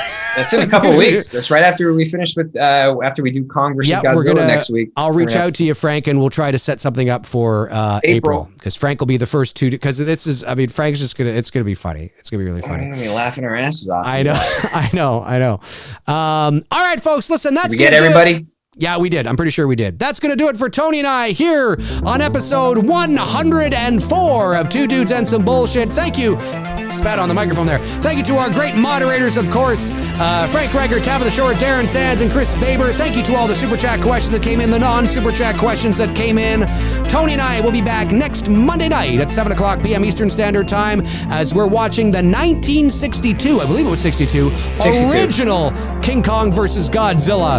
Available for everybody on YouTube. Everybody can go to the same channel where we can all watch it from the same channel. You don't need to buy it or rent it. That's what I'm going to do, because I don't have it. I have it on VHS. I just don't have it digital. Same. I have it on VHS as well. So we will provide that link to everybody. It's free to watch on YouTube. If you YouTube it, you'll find it fairly quick anyway as well. But we'll provide the link as well for you guys next week. So that should be a fun one to watch. And then I'll be back tomorrow at 12 o'clock p.m. Eastern Time for McRae Live. Tony, any last things you want to say? Fun one. That is going to be fun to watch, because it's like, it's so bad, it's just good. You know what I mean? The 62 Kong vs. Godzilla. I absolutely agree. All right, guys, have a great rest of your night, and we will talk to you soon. Cheers.